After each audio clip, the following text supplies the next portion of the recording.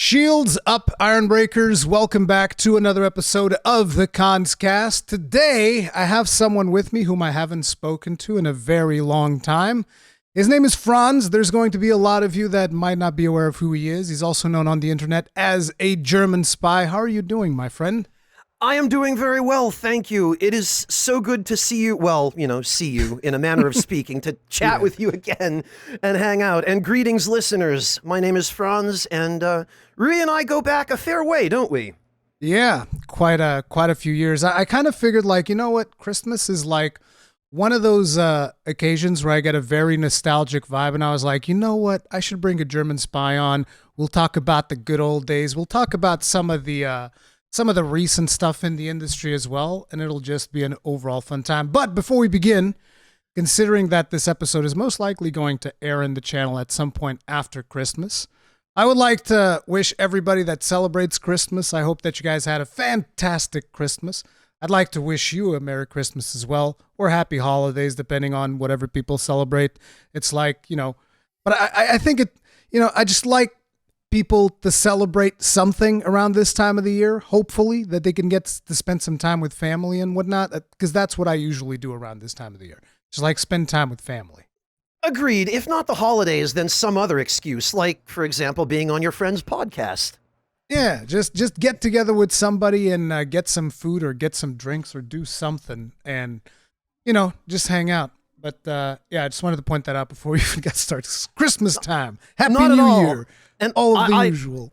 I would echo those sentiments as well. Happy whatever year-end holidays you do or don't celebrate, and just hopes to everybody that you're all safe and well. So, for people that might not know who you are in my channel... Which is everybody, probably. I mean, I wouldn't say everybody. I'm pretty sure that a lot of people still know who you are. But for those of you that don't, introduce yourself a little bit. Oh, boy.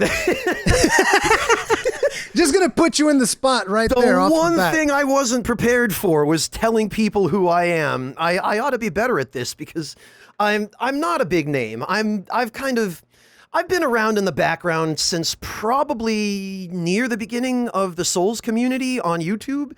And before that, I hung around on game FAQs with a bunch of people who just loved Demon Souls and wanted to chat about Demon Souls and share info. But that's where I got my start. So I actually started making videos on YouTube in 2010-ish. And I got to know a bunch of the people who were part of the community at that time.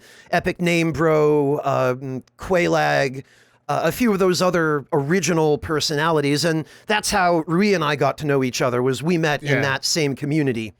And I've always kind of had a small channel, a small following. My content is kind of long form, so obviously it doesn't have mainstream appeal or anything, so not too many people I don't think know who I am, or at least not too many people have told me they do.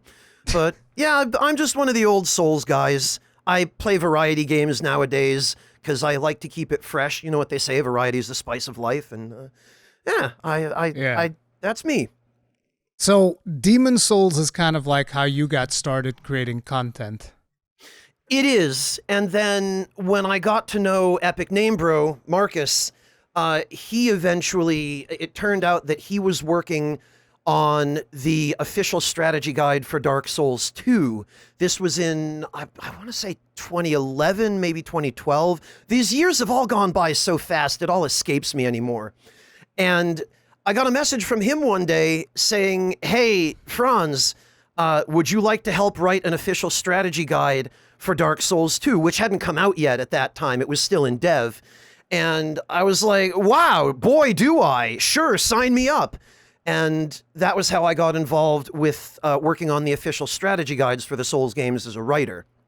Whenever ENB comes up as a topic of conversation, ENB, EpicNameBro, Marcus, whenever he comes up as a topic of conversation, I always like to tell people that back in the day, because I was still very inexperienced as a content creator, I remember sometimes looking at Marcus's videos and going with that arrogant, snot-nosed little brat attitude and going at my videos are better.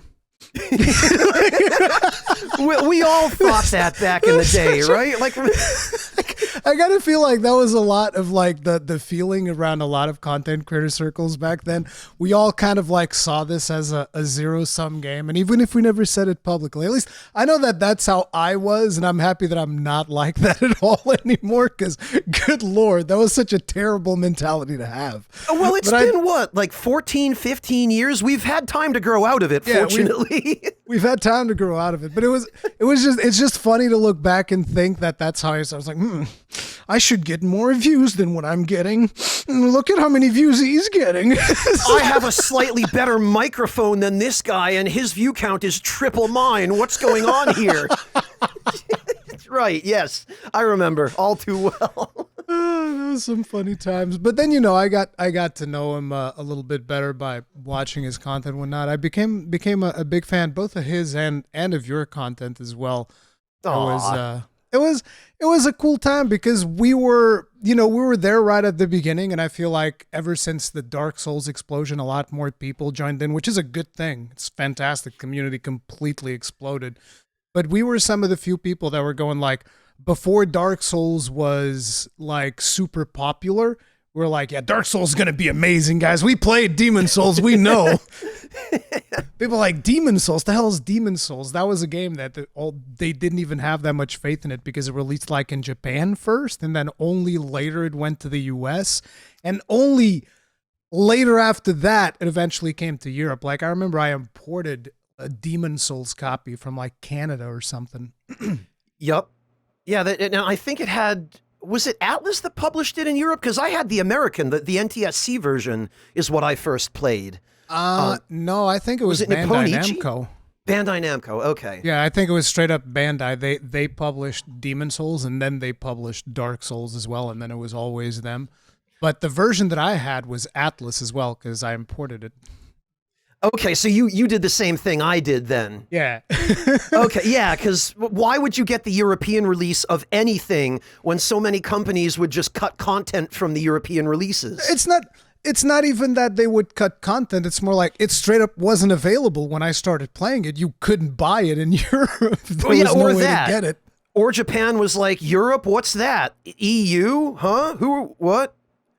Isn't it just us and the States? Like, what's this EU country? It must be some small country that nobody's there. They barely even want to acknowledge the States back then. I mean... Yeah, it was just like, oh yeah, this thing just comes out in Japan, and then eventually it kind of like blew up. If we think the overseas market will like it, then maybe. Otherwise, no, screw you. Yeah. Spend $500 importing a Japanese copy, which is literally what I had to do with Final Fantasy XI in order to play it at launch. But that's a whole other thing. You played Final Fantasy XI? Yeah.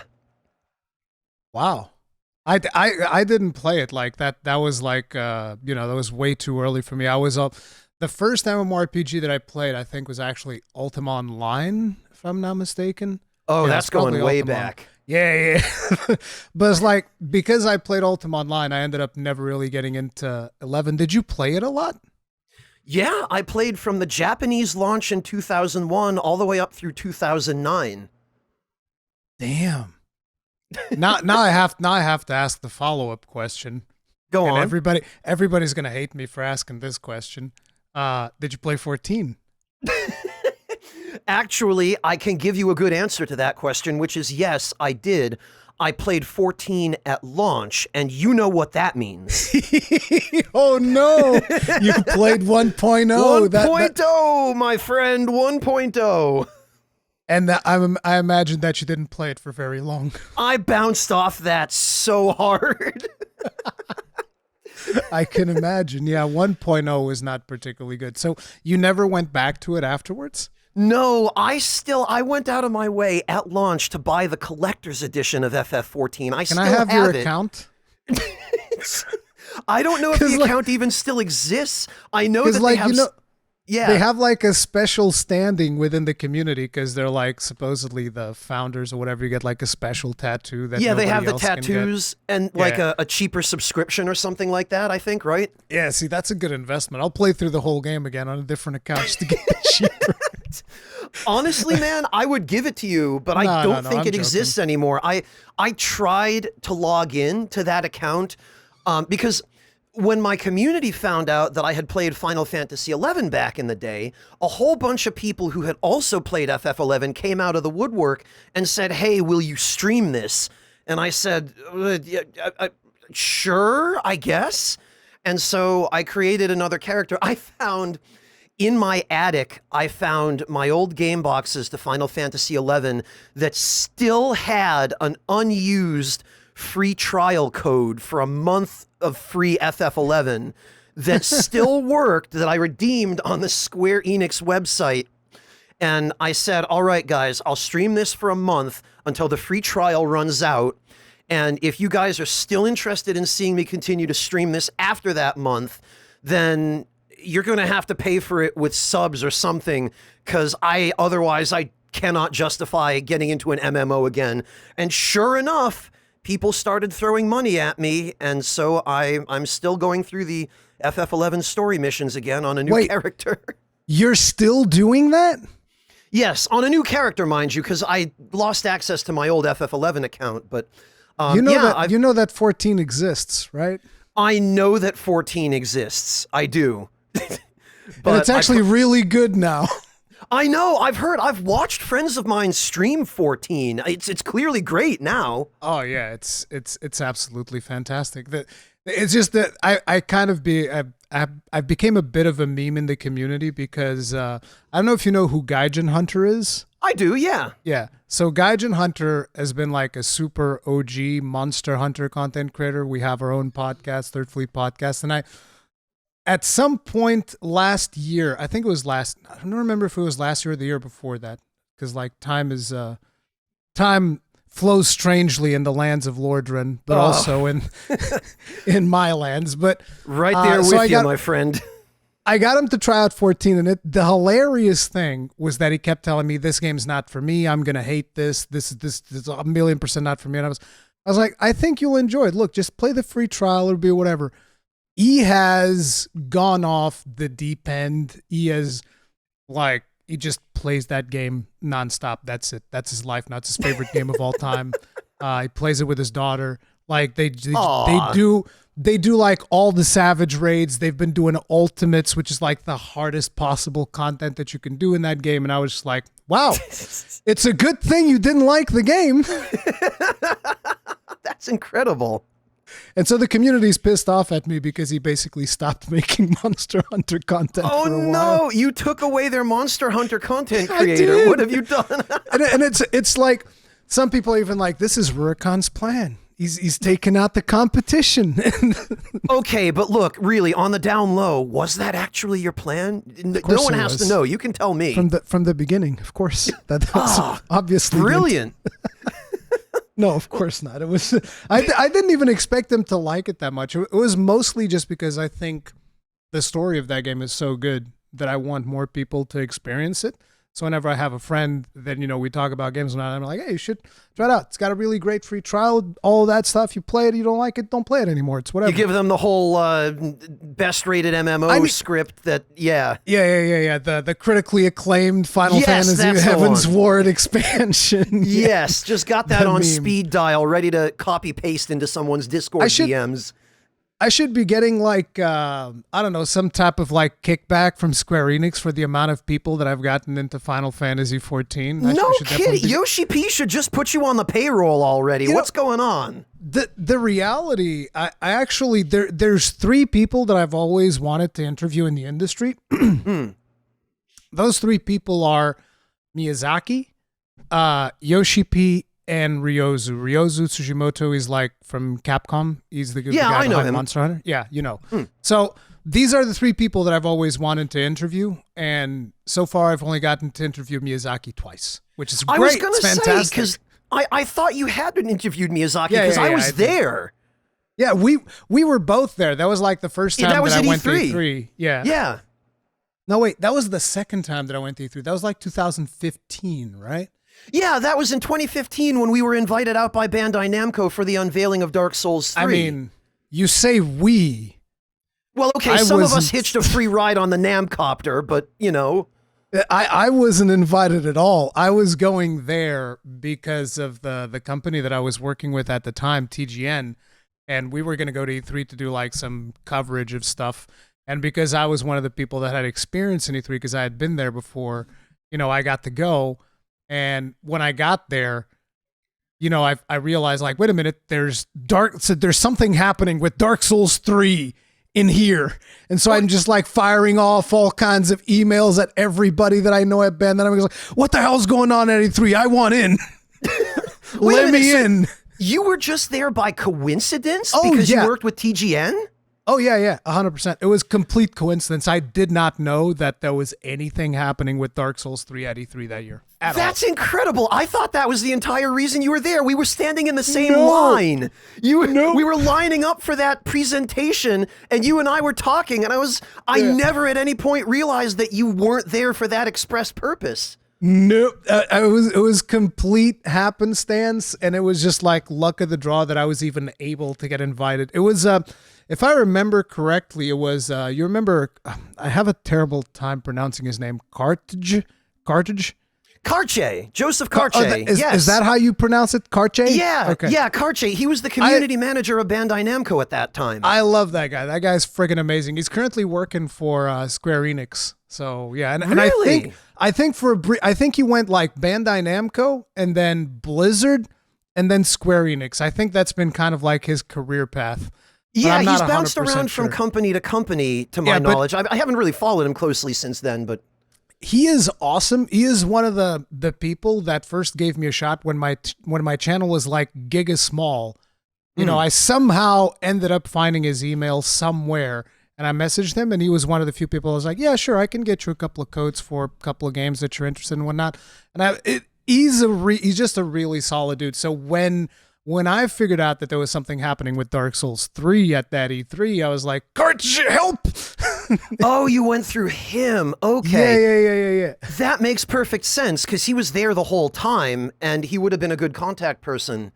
Yeah. Okay. So that's how I was able to get in there. And I remember seeing you there and Peeve was there. And most of Soulbrand was there. That's how I got in, was I piggybacked on them. A lot of the guys from Soulbrand were there, which was a really fantastic presentation because I remember, if you remember in Dark Souls 2, there was that thing that they called soul memory, which is how they determined who could invade who. Oh, God. Yeah, I worked on the official guide for that game. Believe me, I know all about soul memory. Yeah, so it's like, I remember asking Miyazaki after the presentation, it's like, so are you guys doing soul memory again? And Miyazaki just turns and goes, soul memory does. It's like he had no idea what I was talking about. Yeah, I think they called it something different in Japanese, which might be why he didn't recognize it. I believe that their internal term for it was something slightly different. Soul memory, if I remember correctly, is what they ended up calling it in English, but it was called something different internally. So that's probably why he drew a blank when you asked him about it. So which one of the guides did you work on then? Because you worked on Dark Souls 2. Did you also work on Dark Souls 3 for the guides? Well, it's funny you ask that. So one of the things I do to keep a roof over my head and food on the table is that I'm a freelance writer. And for a long time, ever since 2011, 2012, I've been mostly lending my services as such to Future Press. It's been a long road. I've worked on many guides. I've worked on Dark Souls 2, Bloodborne Old Hunters, Horizon Zero Dawn, believe it or not, the Dark Souls Trilogy Compendium, Elden Ring, books 1 and 2, and I feel like I might even be forgetting one. No Sekiro in there. No, because Sekiro was going on at the same time as, it was going on at the same time as one of the other books. I can't remember which one. And I had to choose because I couldn't do both, because working on two at the same time is like... Yeah, I can only imagine. You get stuff mixed up because of the different mechanics and whatnot. Yeah. Well, that and having to meet deadlines for two projects concurrently is just not humanly possible, you know? Yeah. So I had to take my pick, and I ended up... I want to say it was the Compendium, but it's the years have gone by and just blurred together, so I don't rightly remember anymore. But I had to choose between either working on Sekiro or working on one of the other books, and I felt that my particular areas of knowledge were better suited to the other book.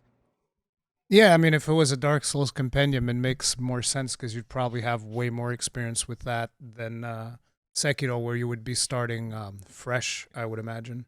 Well, that and the compendium was the only book in which we ever got to cover Dark Souls 3 at all, because the contract for the Dark Souls 3 guide, as you might already be aware, you might have... I think I recall you doing a video back in the day on the collector's edition of Dark Souls 3's official strategy guide that came with a certain little green device, which shall remain unnamed. I don't. You seem to remember this way better than me. Did I? What's the green device? What are we talking about? I thought I remembered you talking about it either on a podcast episode or in one of your videos. I might have, but I don't remember it. I have a terrible memory. So the official strategy guide for Dark Souls 3 was done by Prima, not by Future Press. And we would have liked to do it, but Prima ended up being the company that got the contract. And you might recall, let me grab a link for it, and maybe you can throw this link in the video description for, or the podcast description. I don't know where this is going up, but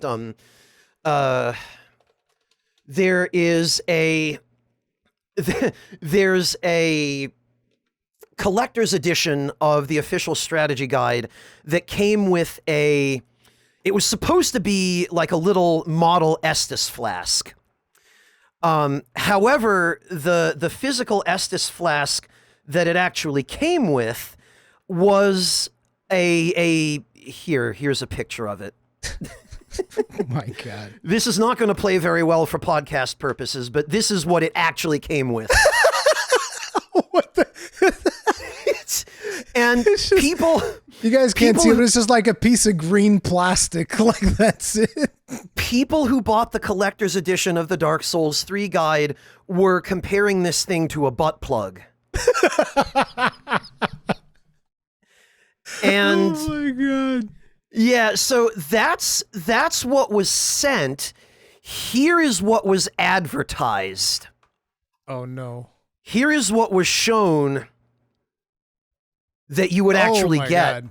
Yeah, that looks very different. You guys won't be able to see it on the podcast, but it looks like a proper Estus flask. It's almost like they forgot to paint the other one. Or like shipped it out in a hurry. Maybe it needed like a sticker or something to put it. It was never going to look like that. Yeah, it was never going to look like a proper Estus. Yeah, no, but you see the difference between what was advertised and what was delivered. Yeah, so, I definitely did not cover that at all. Because like usually I don't really look at guides very much because I have the whole thing where I want to experience it all completely fresh without knowing absolutely anything about any of these games, and that's always what people kind of want to see from me, which makes it even very hard to like cover the games. Because, for instance, if you go into like a network test or something, then you know that by the time you get to that level, you know the positioning of all the enemies and where everything is, and you're just like, oh. And then people start assuming going, it doesn't change. Yeah, which usually it doesn't change that much. So people just go like, oh, this isn't actually a blind playthrough. Like in Elden Ring, I was like, well, it's a blind playthrough, but I know everything that was in the network test from Limgrave, so I already know where most of the things are. Yeah, and that didn't change too much. I thought you had done a video on that because I know that you usually go for early copies, and I thought that if you'd been given a review copy, then they would have sent you a copy of the guide as well. I don't know why I thought that. They don't usually send copies of guides. They just give you like a code. Okay, I must have been thinking of one of my other friends then. I'm sorry. Yeah. In my old age, the memory's not what it used to be. Yeah. You and me both. How old are you, by the way?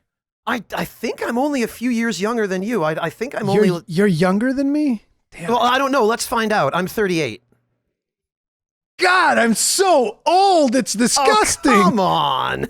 I feel my toenails curling at this point from how old I am, dude. Stop. You're like, what, 40? Come on. 41. Okay, well... Yeah, so that's really old. I wish I was only a younger. few years apart. We could end up in the same retirement home together. Yeah, sure. That's funny. Yeah, so that's what happened with the Dark Souls 3 guide. That's why I didn't work on it, because Prima got that contract. And I want you to see something. I just want you to know. Let me pull it up here. I want you to take a look at the Amazon reviews for the Dark Souls 3 Prima guide. Damn. Here we go. Just throwing a little bit of shade. just a little, because there are some reviews here that complain that I think an entire chapter was missing, and then there's a point in the book where they literally give the advice: if you're having trouble with this boss fight, go online and watch your favorite content creator for tips. Exactly. Like, it was a shit show. This book. That's amazing. It's like, hey, listen, if you're having problems, just go to YouTube, okay?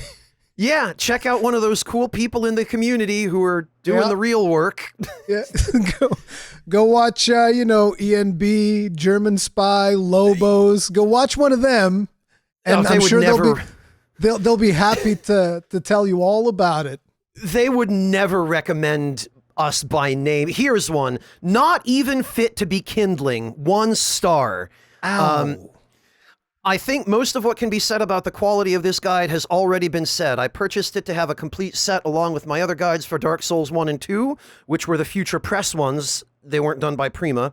Here he even says it. The other guides were made by Future Press, and while the Dark Souls 2 guide has its own issues, I was generally pleased with the quality. That guide had its own issues because there was a day 1 patch, and immediately the information in the guide was outdated on day 1 because of the day 1 patch.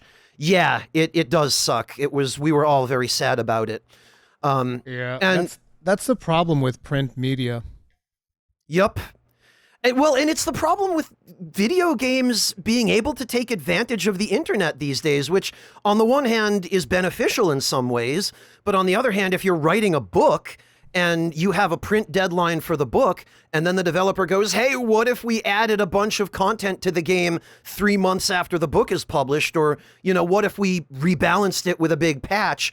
Well, so much for the accuracy of the book. During your experience working on some of these, did you get to interact with the Souls team at all? Because I'm assuming in some of these you at least had like early access to the game and stuff, right? Yeah, well, generally we try to have books out by the launch day of the game. The launch, yeah. Yeah, so we'll get early builds of the game, but since the game is still in dev, it usually will be in an incomplete state. So there will be, we might get a build 2, 3, 4 months in advance, but there will only be so much we can do.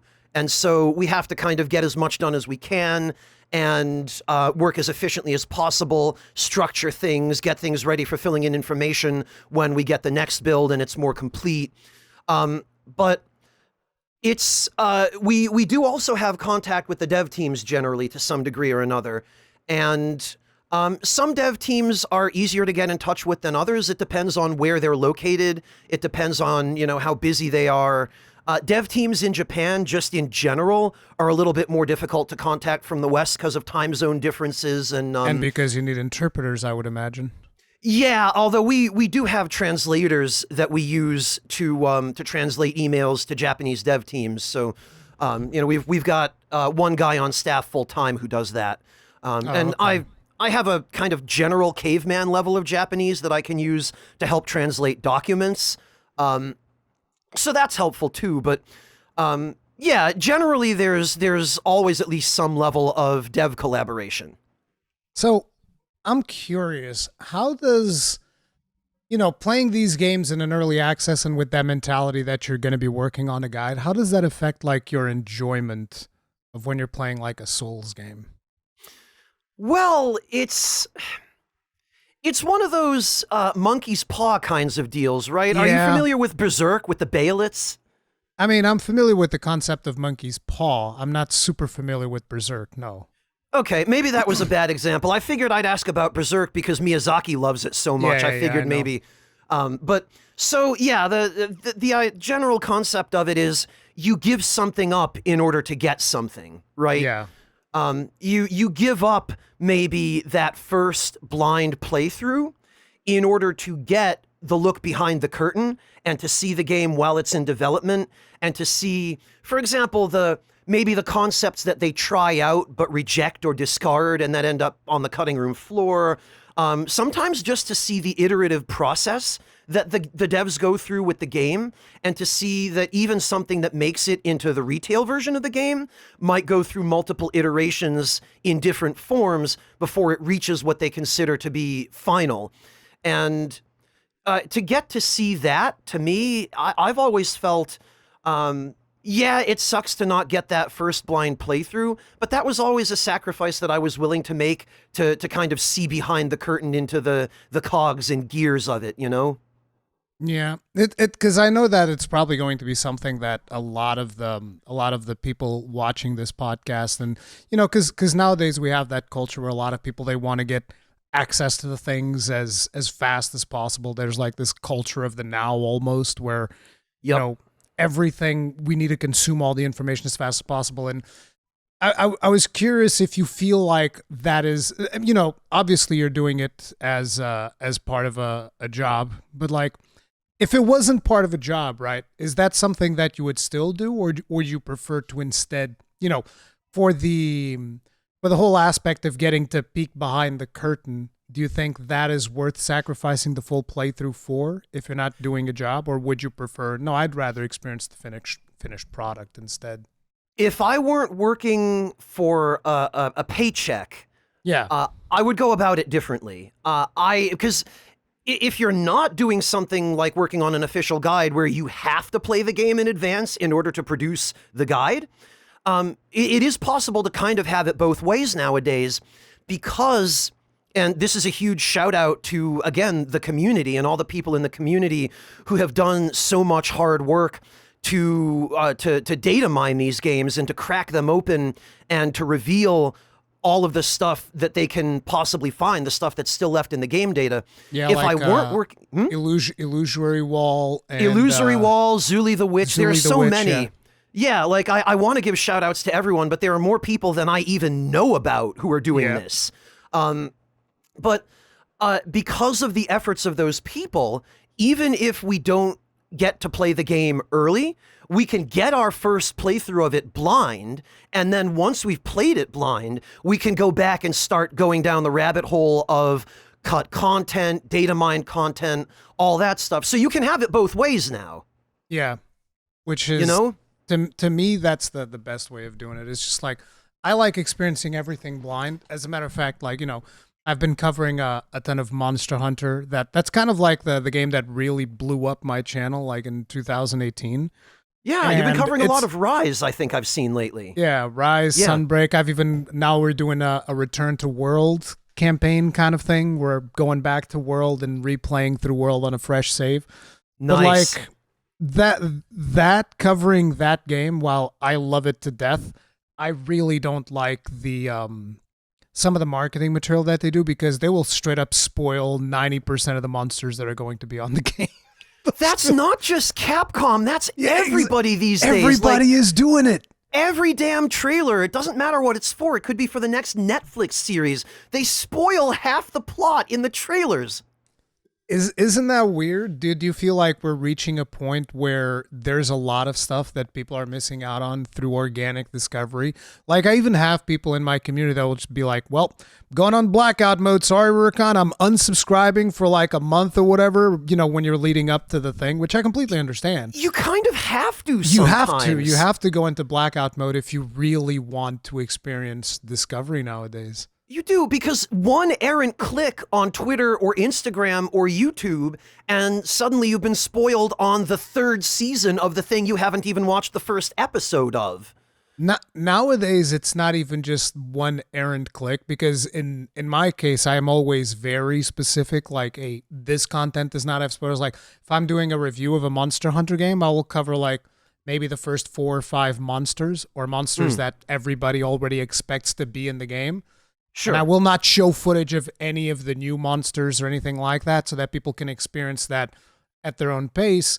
But the problem is you have, certain channels that will just straight up go like, oh yeah, here's a thumbnail of what the final boss looks like. Right. Or here's a leak a month before the thing is even out. Leaks. Yeah. Yeah, but it's like anything else. It's like, I don't know. This is a terrible example, but the best thing I can liken it to is the drug trade, where if there's demand, there will be supply. Yep. And there's just this ravenous appetite for, as you said, all of the information immediately before the thing is even out. Like, let's time travel to the future and spoil the last season of everything for ourselves. Right? I shudder to think what people would do with time machines, ruining the good, movie series. Like, I think if we invent time machines, I think there are other things that we need to be concerned about. No, shush. It's only the last season of that Netflix special. They're going to go to the future and then bring back spoilers. That's what we have to worry about. That'll be the serious problem that we need to tangle with. Yeah, no other nefarious uses for time travel at all. Why would you even think differently? No, what's there to worry about? It's no problem. Don't you want to know what Dark Souls 6 is going to be like?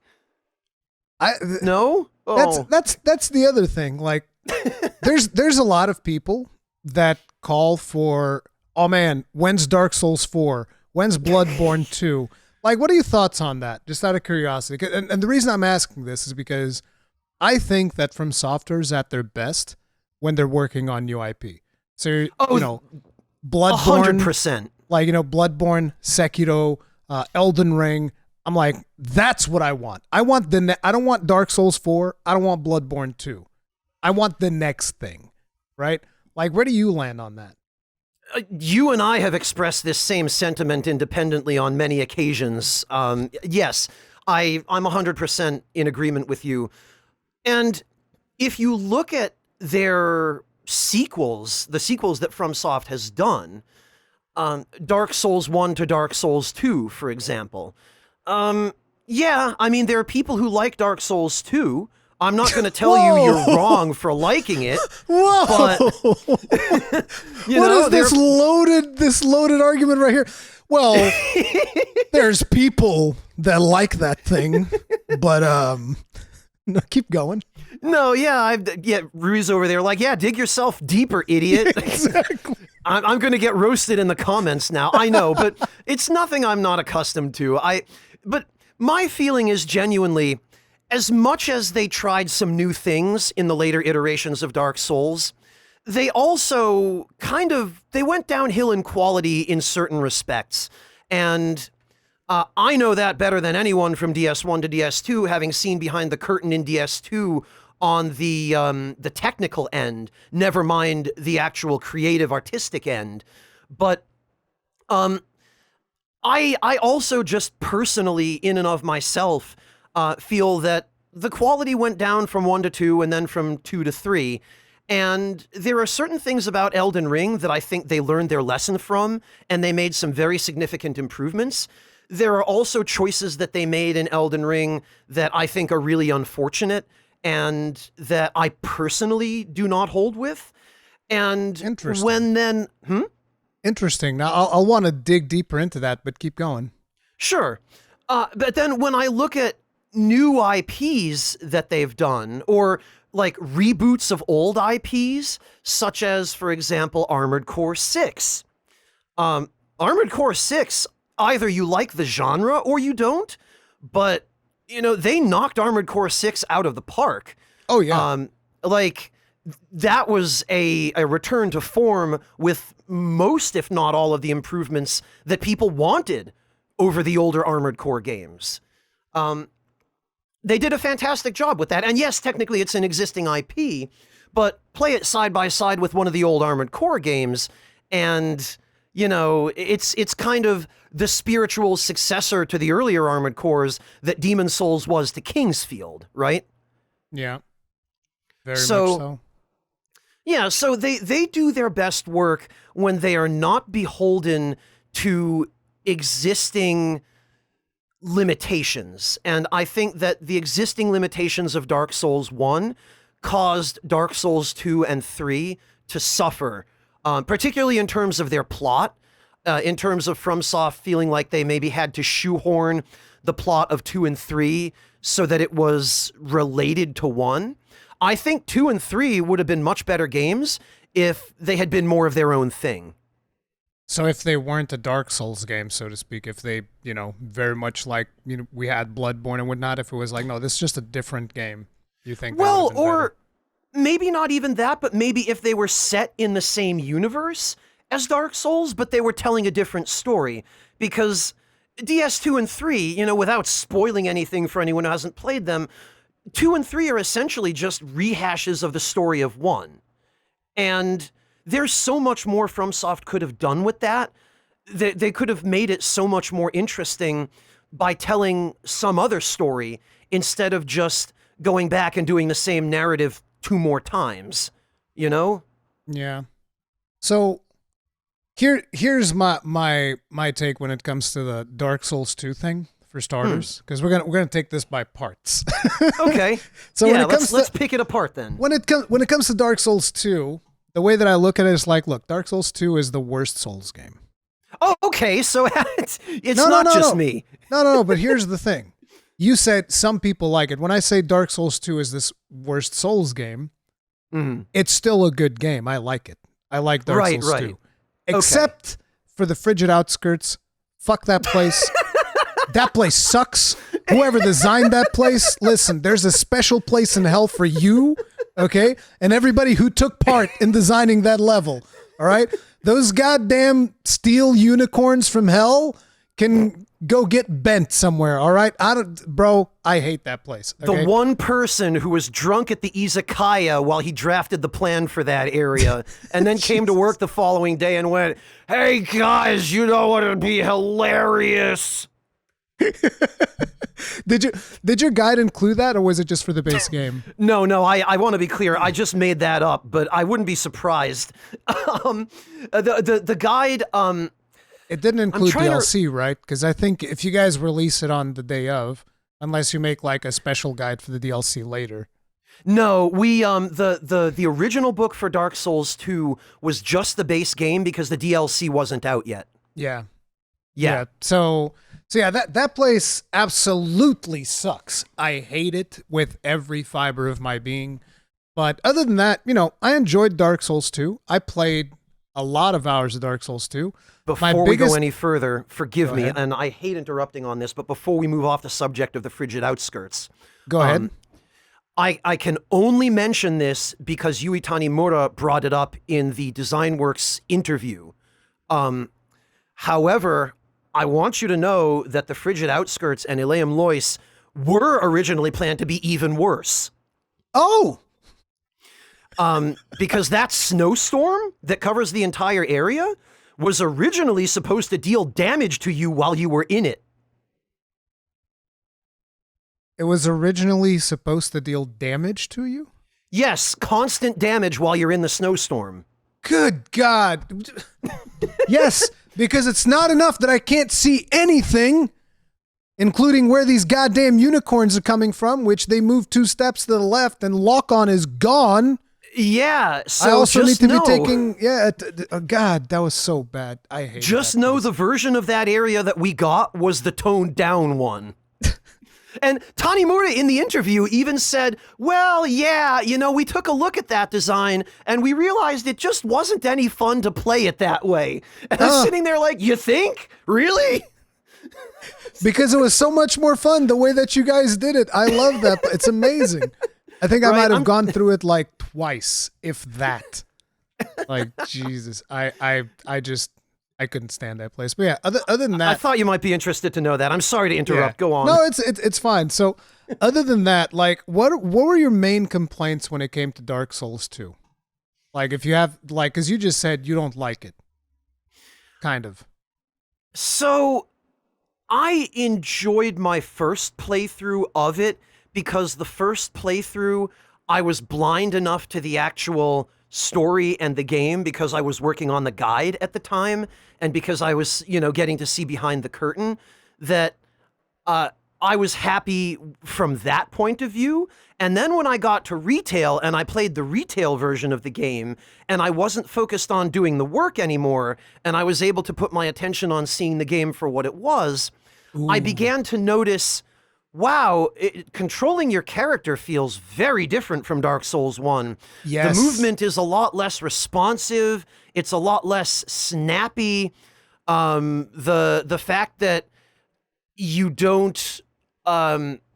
when you hit the attack button, your character doesn't automatically change direction, or that if you're holding the left stick in a different direction, you attack the wrong way.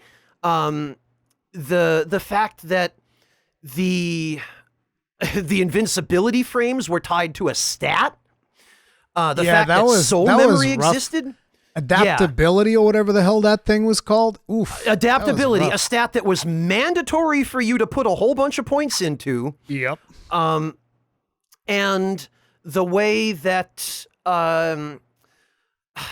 hit detection was handled, the way that just that there were so many things about the game's systems, and really the biggest one for me, because I'm a big co-op guy. Like, I enjoy doing co-op. One of my favorite things to do in Demon Souls and Dark Souls 1 was to slap my sign down in a starting area where new players would be wandering around and protect them from those cheesed out invaders who had, gone to the end of the game, got all the best equipment, leveled up their weapons. Twink stuff, yeah. Yeah, so I would be the counter twink to the invading twink.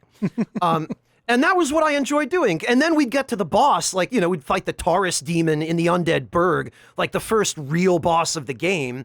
And I'd be summoned by some newbie, and then I'd run over there and firestorm the Taurus demon as he jumped down, and the fight would be over before it started.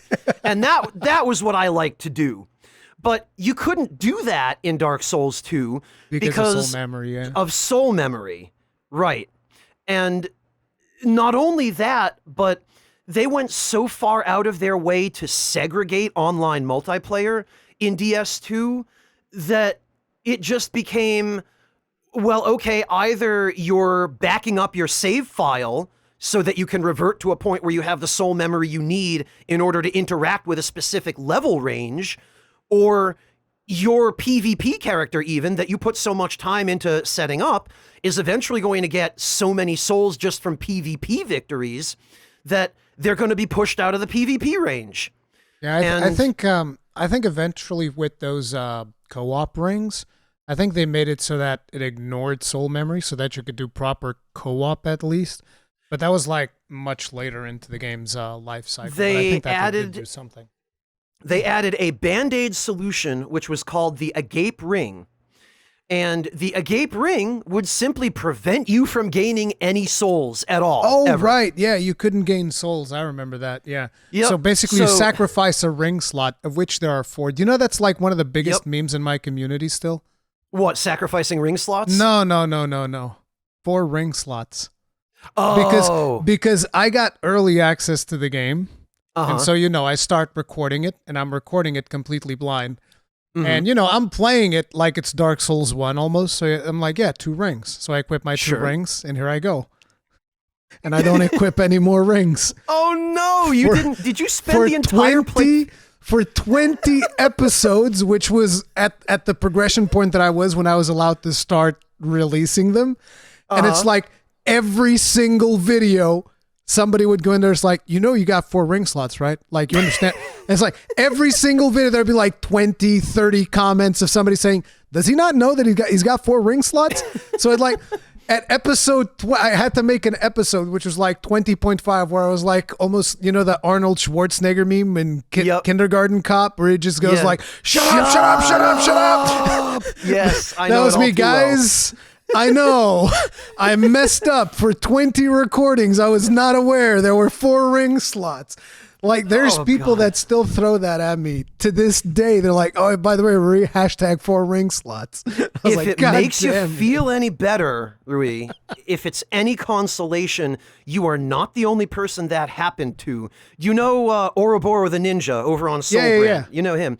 So he did the same thing, except it was with treasure chests, because he was looking breaking for all of them? mimics. And he broke every treasure chest looking for mimics, not realizing for the first 18 or 19 episodes of his playthrough until he was allowed to start uploading them. And for that first, in the comments of every episode, why are you breaking the treasure chest? Stop breaking the treasures, Ouroboros. What the hell? Yeah, and then on the 20th episode or whatever it was, he had to explain to people, look, It's I funny had there no was frame also of 20 reference. episodes for him.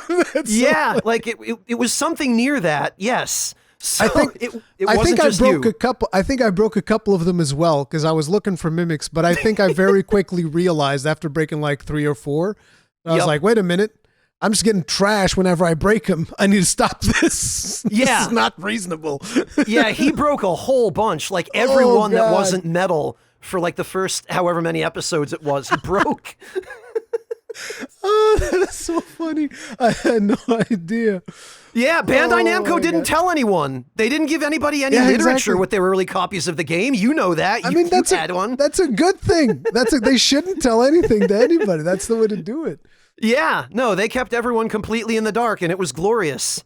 Oh my God, so many memes. But like when Yeah. it came to Dark Souls 2, for me, besides the frigid outskirts, there were like 2 things that bothered me. One of them is, like you've mentioned, just the movement and unresponsiveness of the character. One of the things that I've noticed was when you lock on, your character would move slower. Like slower to the point where you couldn't run around and backstab almost because enemies would correct the turn faster than you would be able to turn. So in order to do backstabs, you'd have to not be locked on and do some like awkward run behind them and then attack Yep. them without being. It was so weird the way The that old that pivot worked. backstab. Yeah, Yes. so you had to constantly like lock on, lock off, lock on, lock off, which was not a particularly enjoyable play style personally. I mean, you already do that whenever you're fighting big bosses, right? There's a big boss, so you're like, oh, this boss lock on is not going to work very well, so you're used to that. But just having to do that for smaller dudes as well was like, I don't know about that. So that was one of the Yeah. things that I didn't like. And the other thing was, by the time I got to the Mirror Knight, I was ready for the game to end. I was like, yeah, this feels about the right length. Oh no. Oh no. There's so much more game. And I was like, wait. When I got the Shrine of Amana, I was like, this zone is absolutely miserable. And nowadays, players that will have played Dark Souls 2 nowadays are like, what are you talking about? Shrine of Amana was fine. No, you don't understand. Okay? When we played Shrine of Amana, you couldn't see shit in the ground. So you didn't know if it was safe to walk on the water. Every step you took on the water was a gamble. It was terrible. It was terrifying even. Like you're walking up, your camera's just like panned down the whole time and you're pulling out all sorts of light sources. Like you're running around with torches and everything. Just I got to make sure that I can see so that I don't take the wrong step and fall and die. But Rui, don't you love a monochrome color palette that's just different shades of gray? No, it was terrible. And No, the sniping enemies in that zone just being under constant bombardment for enemies that are out of yeah. lock-on range, Yep. much less like just misery. Yeah, that zone I did not like at all, but it was not the biggest deal because I remember after I did it the first time, every other single time I was like, okay, I'm just going to run through this, screw this. I don't even want Sunlight Blade. Like Sunlight Blade was there. That's where Sunlight Blade was, I remember. Right. So I'm Well, like, I don't even want this. Screw this. I always pick up all the shinies. Not here. I'm leaving, okay? This place sucks. Well, and then you get into the game design question of, well, if all the developers accomplished was making you want to skip a zone and not interact Yeah. with anything there, did they really achieve what they were going for? Was that the intent? Was to Yeah, it make you was just weird. want to be done with the zone right away and not do anything, not interact with anything. It was weird because in the grand scheme of things, I think it was after they did some visual touch-ups on that zone, because I know that they've done quite some work on that zone post-release. The zone actually looks fine, and you can actually tell a little bit better where it's safe to walk and where it's not safe to walk, even though it's still not perfect. You're mostly like camera in pan Scholar, down. maybe. Yeah. Yeah, I think in Scholar it was better, but you're still mostly just like camera pan down, looking down while you're going through the zone. Yeah. I think the zone itself is actually not too ugly, but it's just a strange zone to navigate, and it doesn't have like that Dark Souls level design. The levels were way too big, way too linear, which was not as interesting as previous Souls games, which was kind of like corrected in some of the DLC. I think they had a little more time to work on the DLC. There's there's actually a video that I helped make. It wasn't one of my videos. I don't know. Are you all right with me mentioning someone else's channel here? Dude, of course. Shout everybody out. I'm not like, oh no, I'm the only content. No, I don't care. Shout everybody out. It's all good. Okay. Because there's a really good video that I contributed to, which is made by a friend of mine, one Matt McMuscles. I'll link it here for you in okay, see, it was everybody except that guy in specific, okay? I hate that guy. Right, of course. So I don't know if you want to link this in the podcast description so that people can see for themselves, but we covered quite a lot about the development process of Dark Souls 2 and what went wrong, and some insights into why the game turned out the way it did. And this is going to give our listeners, I think, some really important context for why you and I feel the way we do about Dark Souls 2. And I think back to the trouble that game had during its development, where they tried, for example, instead of using the original engine, they tried to build a new one from the ground up, and they ran into all kinds of problems with it. And it turned out to be a really good engine, except that the hardware wasn't powerful enough to run it properly. Oh, yeah, because that was a PS3, Xbox 360 game. That's correct, yes. And there were a whole lot of issues like that that really got in the way.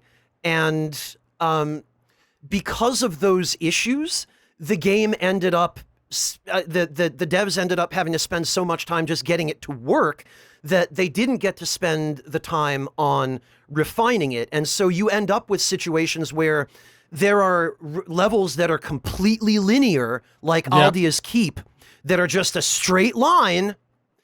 And the Shrine of Amana has that problem to a lesser degree too, where it's just, there's none of that shortcut porn, as we like to call it, that, Dark Souls 1 and Demon Souls had, and that they brought back, in Elden Ring even. Yep. You don't see those design elements because the direction just wasn't there, and they didn't have time. Like, people meme on Yui Tanimura for being a bad director. Yui Tanimura saved that game. Yeah, he had to salvage what was left to him by Tomohiro Shibuya. Yeah, exactly. When Shibuya was replaced as the game's director halfway through the project. It's funny. Yeah. It's funny because a lot of people have that idea of Yui Tanimura, that he's not a good director. When I remember covering the stuff with some of the things that the other director was saying, and I remember covering the news around Dark Souls 2, and I was like, there's something wrong with this guy. Like, this guy's got some crazy ideas that are not good for this game. I don't remember what his name was, but then I remember Yui Tanimura came in, and everything that Yui Tanimura was saying was just like bam, bam, bam. It's all good. And I was like, oh, okay. I actually got to interview Yui Tanimura in you did? Yeah, in the E3 that was before that one. 2014? Yeah, I think it was 2013. I think. I'm not 100% sure. Because what happened in that E3 was that I basically parachuted to E3. I did all the preparation one day before I left, which was ridiculous. Yeah, I told you that story before, and I've told everybody that story, so I don't want to retread that. But like, the idea was the company that I was with, which at the time was it was called the Game Station. They were actually doing a rebranding where they became Polaris. And Oh, I that was what turned into Polaris? TGS? Yeah, the game station turned into Polaris. I was actually at the party where they did the rebranding, which is No funny. kidding. Yeah, I got to meet for instance, Joe Vargas from Angry Joe, Jesse Cox, Dodger. I was there. Did you meet Dave Klein by any chance? Dave Control? Did you know him at all? No, I didn't know him. I don't know if I met him. If he was at the party, I probably did. He might have been after the time you were working there, because he was there when it was Polaris.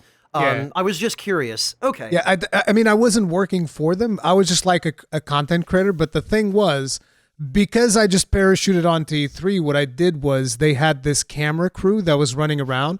And I was like, well, I just want to learn how this whole thing operates. So I just basically, I go to like the team leader kind of that camera crew is a really awesome guy, Jason, super awesome guy.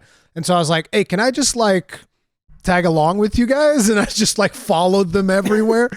And that's how I learned how to actually navigate through like a convention and the type of stuff that you're supposed to be doing. And he taught me so much. It was insane. But basically, they had a scheduled interview with Yui Tanimura, but they're a camera crew. They got like some questions that probably somebody gave them or whatever, right? They're good at production and doing videos. And I was like, hey, can I just do the interview myself? Like, I'll come up with I got everything. Okay, listen. That's incredible. So I did that one, and I did a bunch of other interviews. Like I convinced them, which was not a part of their plan, but I was like, guys, listen, there's this new game out. I think this is going to be a big game. It's called Warframe. At the time, nobody knew what Warframe was.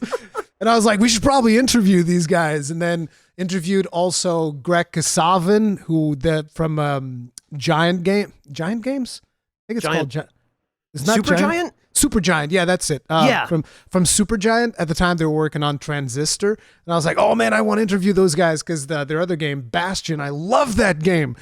So yes. I convinced the crap out of them to like interview a bunch of more people, which was really cool. But I got to do a couple of interviews and I got to cut my teeth, so to speak. So yeah, I got to interview. It was actually the first interview I ever did to a developer, I think.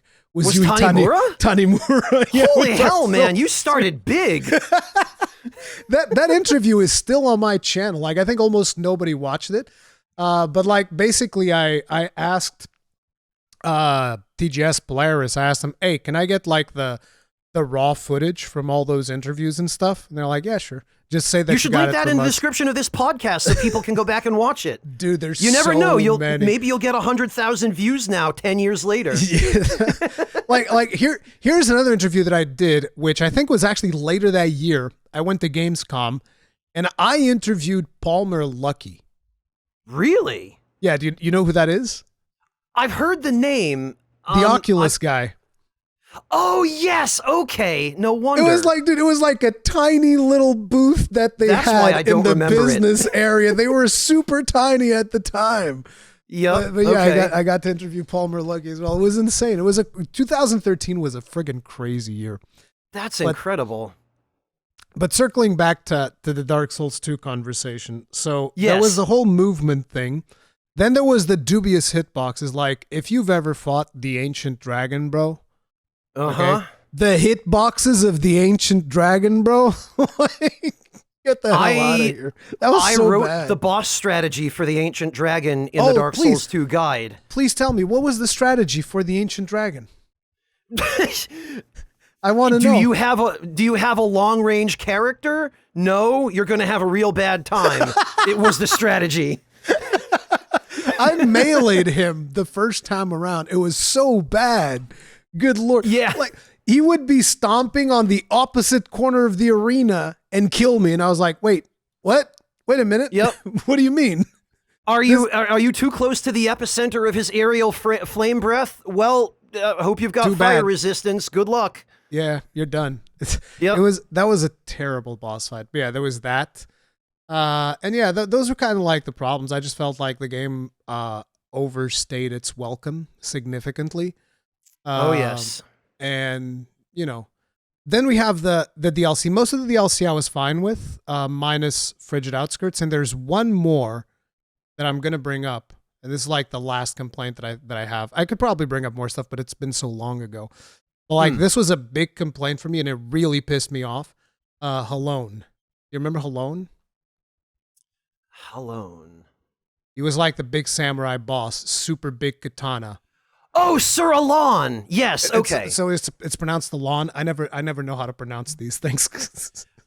No, yeah. that's quite all right. Yeah, I'm going by the katakana spelling of his name, but yes. Halon, and Halon was a cool fight. You know what wasn't cool? Trying to get the special death animation? No, the run back. Oh, right. Yes. That was, yeah. I think that was the worst run back in any Souls game ever. It pissed me off so much that I was like, you know what? I'm just going to grab 2 summons, kill everything, take those summons into the boss, kill him, never come back here again. And that's exactly what I did. Because, like, they had those knights that would run you down, and they would run faster than you.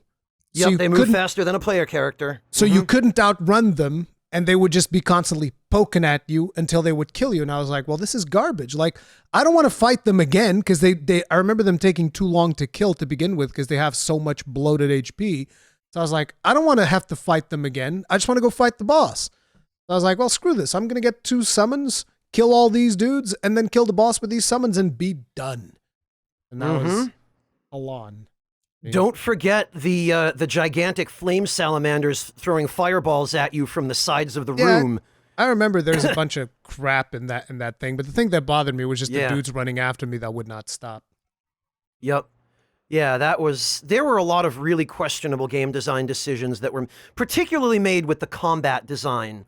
And you see that kind of evolve, or in my view, devolve over the course of the series, where in Demon Souls, it was a little floaty, but it was still fairly responsive. In Dark Souls 1, it was nice and snappy, and you felt like you had really good control over your character. And then in Dark Souls 2, it was like, why is my character moving like a balloon being blown in the wind? And exactly. Yeah, like and then it kind of went downhill from there.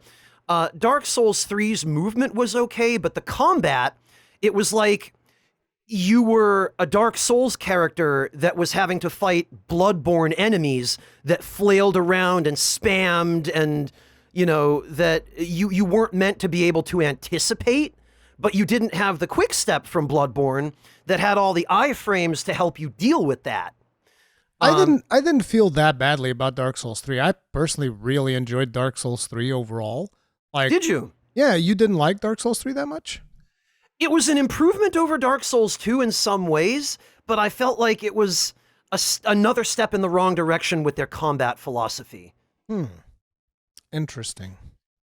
But I suspect probably you and I may have different ideas of what combat philosophies are enjoyable and what aren't. Because Elden Ring, I felt like, was another step in the wrong direction with the combat, where they relied so heavily on input reading and deliberate bait and moves that were meant to be unanticipatable, and that were meant for you to have to just memorize every minor variation of a move that has 3 or 4 variations that all look almost the same, you know? I'm thinking about that concept, and it's like, I feel like in Dark Souls 3 it didn't bother me that much. The way that we're talking about the combat and having to kind of like anticipate stuff. But then again, I always play with shields. I like playing with shields. So that's right. Usually I just that you are. Yeah, exactly. Usually I just bring up the shield whenever it's something that I don't know what the hell is going to happen, and I'll just try blocking it. So it's whatever. It's not really a big deal. But it's like, I don't want to dive right into Elden Ring just yet. I wanted to linger on Dark Souls 3 a little bit longer. Sure. And I mean, you make a good point about the shields as well, because other than in Bloodborne, where there were only 2 shields in the game and they were really just meant as an afterthought, shields are basically an I don't want to deal with this button in any Souls game. And yes, they definitely obviate the spamminess quite a bit. If that's the kind of play style that you prefer, that goes a long way toward explaining why you and I don't have the same views, because I prefer the big two-handed weapon with no shield. Okay, you prefer two-handing a big beefy weapon. I mean, I play with that sometimes as well. I didn't have too many problems in Dark Souls 3. Or being a big cool mage, but that's also in many ways an I don't care button. Yeah. You just, stand at a distance and delete things from afar. Yeah, you can also do it like that. But yeah, in terms of combat, I personally don't see that many problems in 3, because I just felt like it's just a bit of a faster Dark Souls. I still always go back to, when it comes to the Dark Souls ones, like Dark Souls 1 is still my gold standard. I still prefer that over all of the other ones. I think the biggest complaint that I had when it comes to Dark Souls 3 is how restrictive it is to use the arts, right? Because like you have these magical arts that you can use with your weapons, but then you're expected to put points into like mage type stuff to increase your mana gauge, and I'm just like, I'm not doing that. Those are wasted stats for me. Why would I want that? Like, well, you want to use your ability more often? Yeah. Well, there you go. Go get some more mana or whatever. I was like, I don't like that. Yeah, that was definitely something they improved upon in Elden Ring with the Ashes of War system. Yeah. And that particular, the combat aspect of it, in my view, was not as egregious in Dark Souls 3 as it was in Elden Ring. They were, I think, still kind of figuring out what direction they wanted to go with the combat in DS3. But one thing I know that they knew full well by the time DS3 came around was that they wanted their games to feel more modern, and they wanted them to feel faster and more intense and more action-packed, maybe is the right term. And that's why they doubled down on that combat philosophy of, you put it really well a minute ago, a faster Dark Souls, right? Yeah. It is what it was. It was kind of just, because it was like you said, it was kind of like Dark Souls, but with the pacing of Bloodborne. Yes, except exactly. You have all of the other stuff that you have from Dark Souls, where you can actually block. You have the build diversity. Whereas in Bloodborne, the build diversity was more about, hey, which weapon do you like the most? Okay, your stat's going to be strength or agility or whatever, depending on what weapon that was that you enjoyed the most. Now, when it came to Dark Souls 3, I enjoyed the base game, and I enjoyed Ashes of Ariandel, even though I got really frustrated on the final boss. That final boss was no joke. Oh, God. Yeah, that was, hey, wow, guys, check out this concept that we brought back from DS1. Isn't it cool? Didn't you miss it? It was, but I still liked it. However, this is where things get a little bit controversial for me. I did not like Ringed City. That's controversial? Yeah, I feel like I know more people who disliked it than liked it. What? Dude, I've been gaslit by my community then. Everybody's always giving me crap over not liking the Ringed City. They say, you're the only one. Everybody loves Ringed City, Ruri. It's just you. You're standing alone. It's like, bro, I hate the Ringed City. I don't like it at all. I think your community might be gaslighting you on that because... God yeah, damn. no, you're definitely not the only one. Okay, so did you like the Ringed City, you personally? I found it to be, in terms of the combat design of the enemies there, I found it to be underwhelming. In terms of the aesthetic, I thought it looked pretty neat. But in terms of the story, it was more of that thing I can't stand, where they were just doing a circle jerk of the DS1 story all over again, not even for the second time, or the third, or the fourth. I thought my idea was that that's what most people enjoyed of the Ringed City, was actually the story of it. So I'm not a big lore guy when it comes to Dark Souls, so let's focus more on like the combat and the gameplay. What didn't you like about the Ruined City? Because I don't want to influence you. I want to hear you. No, that's believe me, my opinions are already fully formed. I don't think you're... I'm an opinionated kind of guy, Rui. I don't know if you know this about me. Yeah. But you don't have to worry about influencing my impressionable young mind or anything. No, I'm old and jaded enough that I don't think you have to worry. I do want to touch upon very briefly, though, just that in terms of the story, it's either a you love it or you hate it thing. Yeah. There are people who were so attached to the story of Dark Souls 1 that all they wanted was more. And then when the later games essentially ended up being official fanfic of DS1, people were like, yes, this is great. I love this. For me personally, I was just tired of it. You know, I wanted something new, which is why I feel like DS2 and 3 would have been better off doing something original, telling a different story in the same universe. But as far as what I didn't like about the combat, you asked, or the... Yeah, the combat or the level structure, whatever you want to bring up. Okay, so the level structure, this is something Miyazaki himself has admitted to in one of his interviews about Elden Ring, and you probably have heard of this interview, where he goes, well, I was working on Elden Ring, and I found myself designing yet another poison swamp, but I just couldn't help myself. You know, like, he admits it. He knows. Listen, you got to have your poison swamps in the Miyazaki game, okay? It's that simple. Right, like, have you seen that meme where it's the crow that's up on stage doing a comedy routine, and it's looking at its notes, and it goes, poison swamps, and then someone goes, boo, get off the stage, and then it looks at its notes, and its notes are just poison swamp, poison swamp, poison swamp, berserk reference, poison swamp. No, I was not aware of that. That's funny. Yeah, that's a good one. I'll try and dig it up for you after the podcast if I can find it. But that, I felt like, look, man, I know you have a huge hard-on for poison swamps, but come on.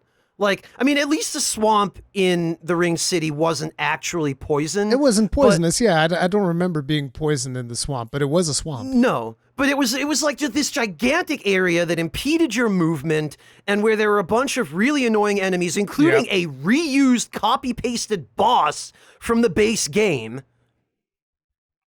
Yeah, I remember something along those lines. Yeah, I remember not like... Yeah. The other thing was, my first playthrough, I was playing it in New Game Plus, and I don't know if maybe it wasn't properly balanced when it came out or whatever, but it was miserable. It was really hard. No, I think that's the intended balance, because I remember that too. I remember it wasn't because they instantly nerfed a bunch of stuff like within the next couple of weeks. So I don't know. Oh, did they? Yeah. I mean, I remember it was like days after I played or whatever. Oh, by the way, we nerfed this thing and that thing and the other thing. I was like, oh, these were things that actually annoyed the crap out of me, but okay. Huh, okay. Because I remember it still. I think I went back and played it long after the DLC came out, and I remember it still being in New Game Plus in particular, because I was using my old character. I remember the New Game Plus scaling of that zone. It was crazy, yeah. Yeah, it seemed to be much steeper than the rest of the game, and even than Ashes of Ariandel. I mean, maybe that was just my imagination. Maybe that was just the Mandela effect or something. But that was how I felt at the time. So, let me tell you my thing. The thing that I definitely did not like about the Ringed City, and before we even get to that, before the Ringed City, there was a live stream that I did of another game, which I rage quit. It's kind of relevant to what happens next. Okay. Did you play Neo? Did I play Neo? Okay, yes. So I worked on the official strategy guide for Neo that didn't end up coming out because they added so damn many loot tables worth of items to that game because of the Diablo-style loot system that in order for us to cover all of the possible drops, the guide would have been 1,600 pages, and we would have been inundated in lawsuits by people dropping it on their feet and then suing us for medical bills. Okay, so yes, I have experience with Neo. You played Neo. Did you play the first DLC of Neo? Yes.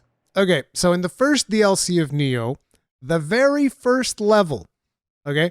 Now, I'm someone who really enjoyed Neo. I thought it was great. I'm not a huge fan of like the Diablo-type loot system, but it doesn't bother me too much either.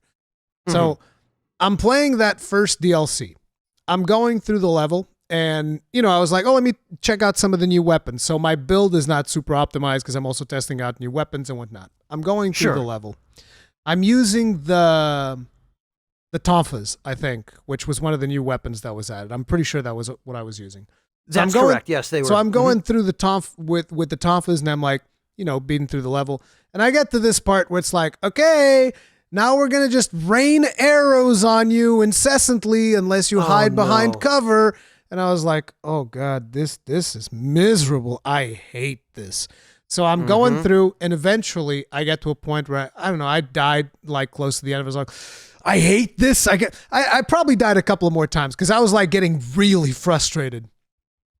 And so I eventually get to a point where I'm just like, okay, I'm going to beat this level because, I still had that mentality of like, I'm a good gamer. I know how to play video games. So I'm like, I'm going to beat this level. And after I beat this level, I'm turning off the stream. I'm done.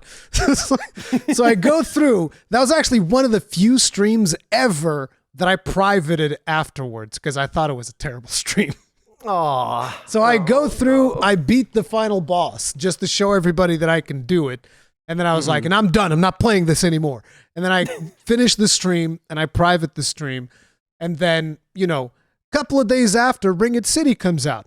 Now, what was the important thing from that Neo stream? That stupid ass arrow spamming garbage. I hate that. I already know what part of Ring City you're going to be referring to here, but go on. I hate that. Because like when you're playing a Souls-like, I want to take my time. I want to explore the level at my own pace. I want to go slow. I want to look at every nook and cranny the first time I go around, and then I don't mind even coming back looking at them again. What I don't want is to constantly be rushed through the level. Now, it's okay if you rush me a little bit, like, oh, there's this mechanic, but it's just like that level of Neo repeated that like 3 or 4 times. I was over it the first time around, and then I get to the Ringed City, and what do we get? Number 1, you have these infinitely spawning tiny enemies that don't stop spawning until you reach a certain checkpoint in the level. At the same time, you have the Gundam Angels that are shooting Gundam missiles at you non-stop. By the way, these are the Gundam Angels that was brutally nerfed shortly after I went through the DLC. Yes, okay, yep. And then, there were 3 Gundam Angels to which I found the anchors of 2. One of them I didn't find, so I was basically forced to run through it the whole goddamn time. Then there was the sorceresses that would one-shot you. At least they would one-shot me in the character that I was playing. So I go through all of that, and then I get to the boss, and it's a double boss fight. And I was like, no, that's fine. That's not really a big problem. It's just a little bit triggering because after everything that you've already get through, you get to the boss, and it's a double boss fight. And I was like, all right. That's Don't you love Ornstein and Smo, though? They're amazing. No, but it's like, that didn't even bother me that much. So I go through the boss, I beat the boss. Immediately after that boss, what do you get? Okay, by the way, here's a bridge, and here's like 1 million ethereal archers.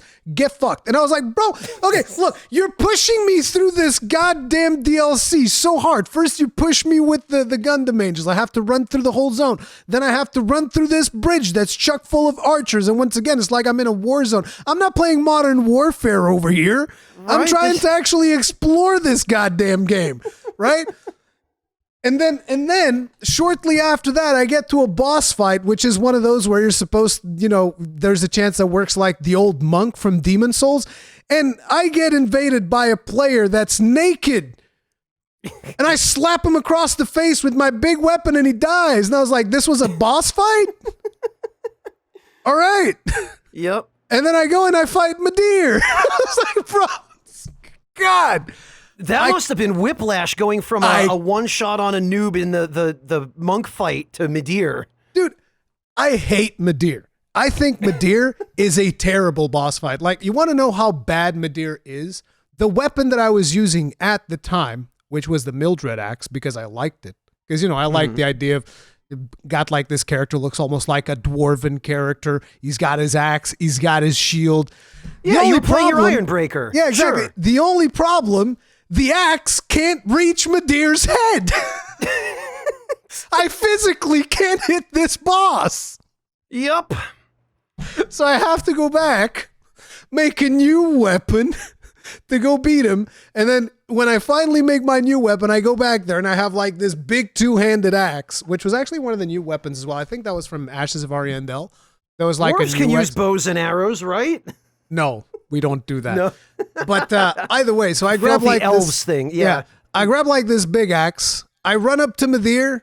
I smack him in his head, and he flies to a different zip code. And I was like, oh, all right. So I run back up to Madir again, smack him in the head again. He flies to another zip code again. And I was like, so wait a minute. What is this fight? Is it just me running back and forth, chasing down this big evil dragon that can't seem to stand still for more than 30 seconds? Listen, it's more cinematic that way. I hated it. And then, I have a bunch of people telling me they're like, oh, Dark Eater. Was it Dark Eater? Was his name Dark Eater Madir? Yeah, It was Dark Eater. Dark Eater Madir is like my favorite boss fight. And I was like, bro, what are you talking about? Those are the people who played mages. He's just running the whole time. No, people tell me that what they did was like they figured out the distance to bait certain attacks. And I was like, bro, I just want to bonk him in the head. Like, what is this? Oh yeah, you gotta bait this attack and then bait that attack, and then it sees this like, bro, I just want to kill him. So basically, I killed him by running after him for like 30 minutes or something like that. That was me killing Dark Eater Madir. And then we actually have the one good fight in that thing, which was Gale. Gale was awesome. I like that. That was cool. Yes. See, this goes back to what I said before about how FromSoft wants to make their newer games more action-packed and more modern and more cinematic. Even within Dark Souls 3, you can see examples of where they were more successful with that and less successful. Yeah. Gale, I would agree, is definitely one of their better successes in DS3 with achieving that. It's a very dynamic fight. It still has the combat philosophy in terms of the design of his moves and the way that you're supposed to deal with them that I personally am not fond of. But in terms of the atmosphere and the feeling of fighting him and the impact, yeah, I think they did a pretty good job with that. Absolutely. Yep. But see, that's what I didn't like about Dark Souls 3 was just that DLC. That was pretty much it. Other than that, I had a good time overall with it. But Ringed City I only did once, and I never went back to do it again. That's all you need is once. Yeah, I had people tell me, "Oh, you gotta go back and do the Ringed City again." I was like, "Bro, I don't know. Listen, I'm too old for this, man. I don't want to go through that goddamn Gundam Angel nonsense plus the friggin' Bridge of Ethereal Archers because it's just annoying. I just want to explore and have a good time. I don't need to be running from cover to cover like I'm playing friggin' Modern Warfare or something. It's weird." Well, you make a really good point there about the pacing and about the speed. And I think back to especially Demon's Souls and Dark Souls 1 also is very relevant to that. Because the pacing of those games was slower than Dark Souls 3 at any rate. Dark Souls 2 had a fairly, slow pace in its own right. It was the slowest one. Yeah. That had other issues that came with it. But the balancing of the pacing in Demon's Souls and Dark Souls 1 was such that you never felt like you were being rushed to progress. And part of that is there are a lot of different side paths. Demon's Souls especially because it's a hub system, right? Like, pick one of 5 and just go. You're never hurting for choice. Dark Souls 1 still to a degree because you start off in Firelink and then there are several different directions you can go from there. You can go down to Blighttown. You can go up to the Undead Burg. You can go into the Catacombs. You can go into New Londo. Try to guess where I went the very first time that I played that game. I'm going to guess the same thing everyone did their first time, where they went straight to New Londo, found out they couldn't progress the hard way, and died. Yep. Yeah. Pretty much. That's what we all did. It was fun times. Yep. Hey, what's this cool area? Ghosts? Oh no, why can't I hit them? Oh, I guess I'm dead. Uh-oh. Whoops. This doesn't appear to work. I think that I had a friend of mine who was a pyromancer. I think that he could hit ghosts with pyromancy back then. I don't know if they've changed that since then or not. Well, if you found the first couple of curse items in the beginning of the zone. But he could hit them with pyromancy without using cursed items. Really? Yeah, I maybe I'm misremembering it, but I think he could. I remember him hitting stuff with pyromancy. Maybe 1.0 DS1 was a whole different animal than what we have now. Yeah. Yeah, I'm not going to say it's completely impossible because there was some weird stuff in 1.0. Yeah. But yeah, that's like Dark Souls 3. You were saying something about combat in Elden Ring. You didn't gel with it.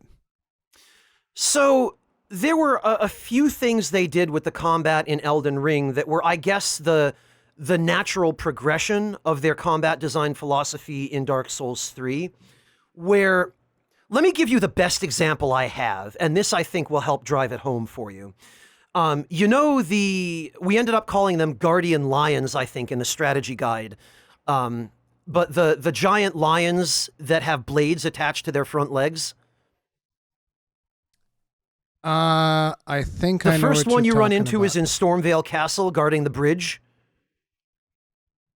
It's been a while since I've played Elden Ring, but I think I have an idea of what you're talking about. Yes, they move. Let really me see fast. if I can find a picture. They move really fast, from what I can remember. Yeah, they move fast, but their fast movement wasn't the problem. Here we go. It was this guy. Wait, I think I remember. Yeah, I know. He's in that zone that's full of like crossbowmen and whatnot, and you have to fight. Yeah, for them. Yeah. This I remember dude. These. Yeah. Okay, so what will happen with this enemy? This is the most blatant enemy about input reading in the game, other than NPC invaders. So, because he sees when you're drinking, right, and he attacks you every time you're drinking. A lot of enemies. Not only that. So their philosophy with using input detection. Now, everyone in the comments is going to be saying, yeah, but every game uses input detection. Well, yes, every game uses it to a degree, but some games over-rely on it. Some games use it way too much, and they use it as a cheesy, cheap, lazy solution to adding challenge, where they're adding challenge that is artificial and that does not feel fun. So what I'm referring to here is you can be locked on to a completely different enemy, and one of these Guardian Lions can be just walking around. All it has to do is to be aware of your presence. This happened to me once, and this is what really drove it home for me, was I was in Stormvale Castle, and I was shooting arrows at one of the soldiers in the area where the Guardian Lion is, after having taken a few pot shots at the lion to bring him over and to see if I could hit him. Well, even under normal circumstances, the Guardian Lions will auto-dodge any ranged attacks that you use. They will read your inputs and auto-dodge any kind of projectile you throw at them that is not one of the projectiles that's capable of defeating auto-dodging behavior, like a delayed projectile. Well, it's not just that they'll auto-dodge, but this Guardian Lion was auto-dodging my ranged attacks when I was shooting at a different enemy. Like it was performing a dodge animation in time with my shots at a soldier. That's what you get for trying to cheese the zone. You were trying to outrange everybody. That's not fair. Oh yeah, no, it's why wouldn't I be allowed to use a perfectly legitimate strategy? Oh, are you a mage? Fuck you. Everything's gonna dodge every spell you cast, except for the spells that are expressly able to thwart auto-dodging behavior, because they create a cloud of slow-moving delayed projectiles, or they create a quick projectile that activates after a 4-second delay. So you can only use those projectiles against these enemies. Like that. That is what pisses me off. The problem with that particular situation is where does From Software go from here? Because, like, let's put it like this. Players have now experienced the original Dark Souls, Dark Souls 2, Dark Souls 3, Bloodborne, Sekiro by the time that this game comes out. And it's like a majority of the Souls player base is now way more experienced. We've become way better at the game. You can't just have the standard difficulty of Dark Souls 1 because everybody's going to walk all over it. So they need to come up with solutions to make things hard. And it's like one of the things is definitely countering your range strategy there. I didn't experience a whole lot of that because usually I'd be going in melee. So, that doesn't affect me very much. So I that didn't bother me. But I can see where it gets frustrating if you're trying to play as ranged, but at the same time, you're playing as ranged. That's what you get. Well, that gets into questions of game balance, of course. And you're right. Yes, it's absolutely true what you say that, yeah, there's a whole subset of people who have played Souls every installment, probably even since Kingsfield, if that even counts. Yeah. And who now, if you put Dark Souls 1 or Demon Souls in front of them, they will eat it for breakfast. However, this gets into the question of, well, who are Souls games actually for? Are they for one subset or another, or are they for everybody?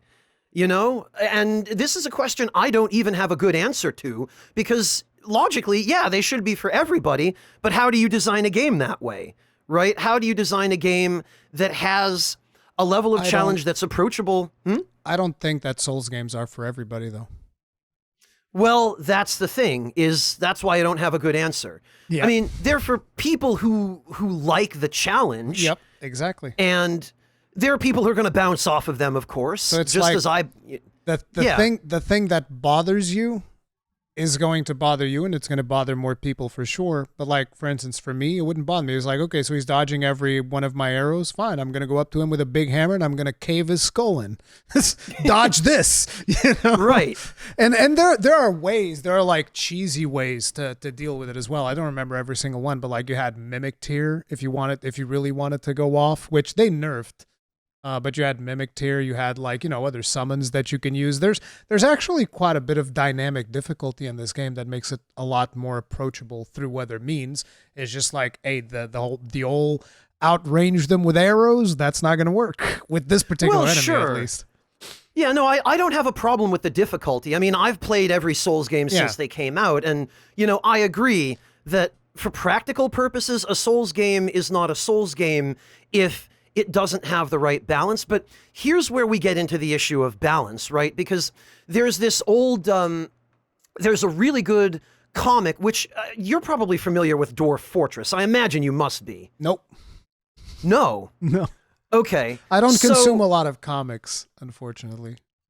Oh, that's all right. So there's an old comic for Dwarf Fortress that was meant to make a point about the balance of difficulty and the just how the difference between good balance and bad balance. And I have an image of it here that I'm going to link for you.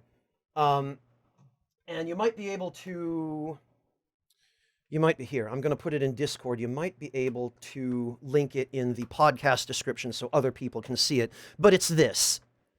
So this is basically a comic that was originally drawn in reference to Dwarf Fortress. It's a comic, for those in the audience, it's a comic with 3 different scenes. A comic in which a guy goes to a restaurant, and at the top, I'm familiar with this concept. It's the whole thing of, whenever somebody is playing a game and that it's a casual game and they get served it's just like a regular meal. Then on a hardcore game, the waitress is taking the fun away. And then on Demon Souls, there's just a full-on demonic creature beating the crap out of you. Yeah, so the concept here is, with casual games, this uses the metaphor of a restaurant. In the casual games column, a guy goes to a restaurant, he places his order, the waiter shows up, hands him a platter of fun, the guy sits down at his table, he eats his platter of fun, and he smiles. And that's that. Right, you had some fun handed to you, that's well and good. The hardcore games column, the guy goes to the restaurant, the waiter brings out his fun and then holds it above his head out of reach, and he's trying to grab his fun away from the waiter. He finally takes his fun away from the waiter, stabs the waiter to death with a knife, and he's sitting there at the end eating his fun that he had to put in a little bit more work to earn, right? And then I believe the original version of this comic uses Dwarf Fortress as the title of the 3rd column. In this version of it that I found, it's Demon Souls. But in this column, the guy goes to the restaurant. The menu is like 15 pages long, and he can't tell what's going on. The waiter's eyes are glowing red. And then in the next scene, the guy is being cut in half by a giant insect monster at his table. Game over. Try again. Yes, no. After that, he was beaten to death by a giant titan, and pieces of him are all over the place next to the broken table. Game over. Try again. Yes, no. The scene after that, he's had an axe stuck through his head by a bunch of goblins. Game over. Yes, no. The next scene, he's been eaten by a dragon. And then he cuts his way out of the dragon's stomach with the dragon's heart, which has the word fun on it, and he's finally earned his fun. And then in the next scene after that, it ends with him sitting on a big demonic throne with giant piles of boxes of fun all around him. And the premise here is all of these kinds of games are fine. They all give you fun in a different way. It's just that the more you have to put into earning your fun, the more fun you get out of it, because you can mash a few buttons and beat a boss in a more casual game, and then, hey, you've earned your cutscene. Cool. Great. Nothing wrong with that. But in a Souls game, you go through the patterns of you fight the boss, you dodge the attacks, maybe you dodge the attack real good, maybe you eat an attack to the face and you have to recover from having 5 HP left, but you did it. You killed the boss, and you did that work. You learned the boss pattern.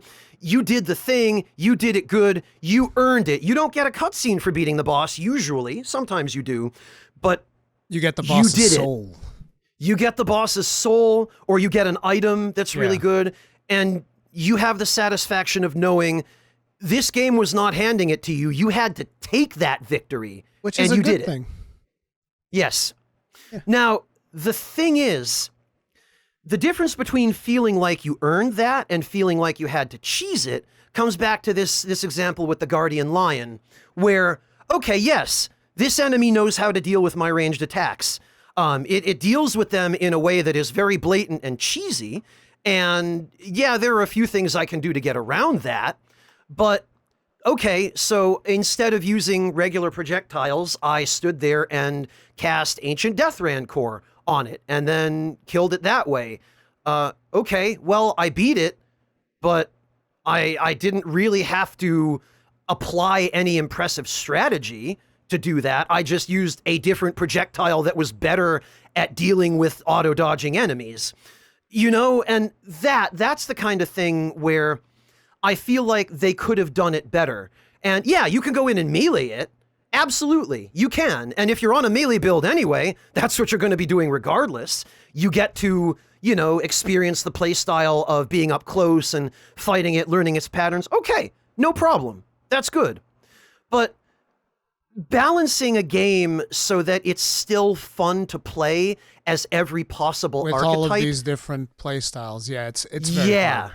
It's something that FromSoft, I feel like, still needs to work on. But the thing is, you're never going to be able to get it perfect because, like, for instance, one of the things that I found interesting in the discourse of Elden Ring was the people that started saying, well, you didn't really beat it if you used summons.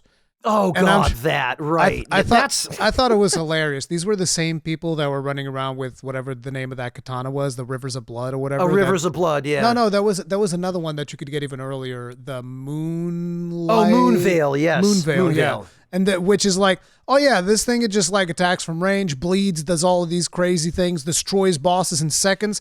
See, this, I beat a boss.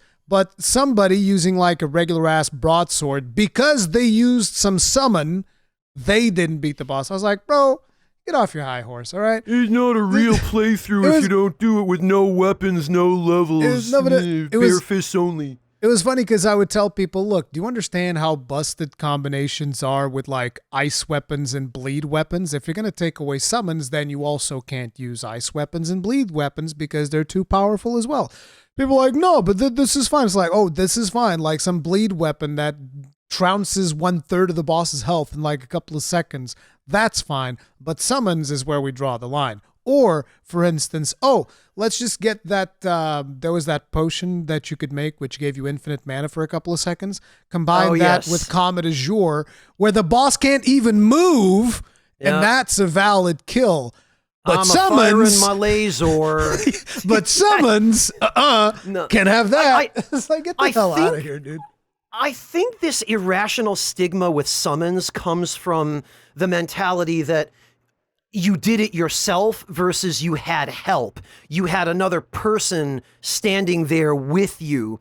And that's not any more rational than you used an unupgraded broadsword versus, oh, you used the Sword of Night and Flame before it got nerfed. Or right, you used the Comet as your, exploit. Yeah. But it's nonsense. The correct answer is you play the game the way you want to play it. Yeah. And either the game works with you and gives you the leeway to do so, or it fights you. Yeah. If there was one complaint that I had with the combat of that game, this was something that was patched shortly after I finished the game, though, so it's probably fine by now. Was the recovery time for the jump attack with big weapons was too long. I believe they did decrease that. They shortened that. So I was like, oh, okay, so it's good now. Because I remember that a lot of times, because I was using two big, beefy two-handers to beat things down to a pulp, I'd be like, yeah, jump attack, slam, jump attack, slam. This is fun. But a lot of bosses would be like, oh, they recover just a little bit too fast. I can't really use my attack. This is weird. Yep. But yeah, they upgraded that. That shows me that FromSoft is trying. Yeah. It shows me that they do want to achieve a good balance to make every play style viable. And I'm encouraged by that. I appreciate that they care about that. Really, for me, it comes down to sometimes just a difference of opinion with FromSoft over how best to achieve that. And at the end of the day, it's their game. Who the hell am I, I still loved Elden Ring. I thought Elden Ring was friggin' absolutely phenomenal by every conceivable metric. I think it's some of their best work. I agree that they're definitely moving in the right direction in many ways with Elden Ring, and I'm curious to see where they go with it from here. Yeah, because they're going to do Shadow of the Earth Tree. That'll be interesting. Which is coming out sometime next year, as far as we know. Yeah, probably. We don't know yet. Well, we hope. Yeah, we hope. Where do you land with Bloodborne? Did you play a whole lot of it? I worked on the official strategy guide for Bloodborne. Yeah, I played a whole bunch of it.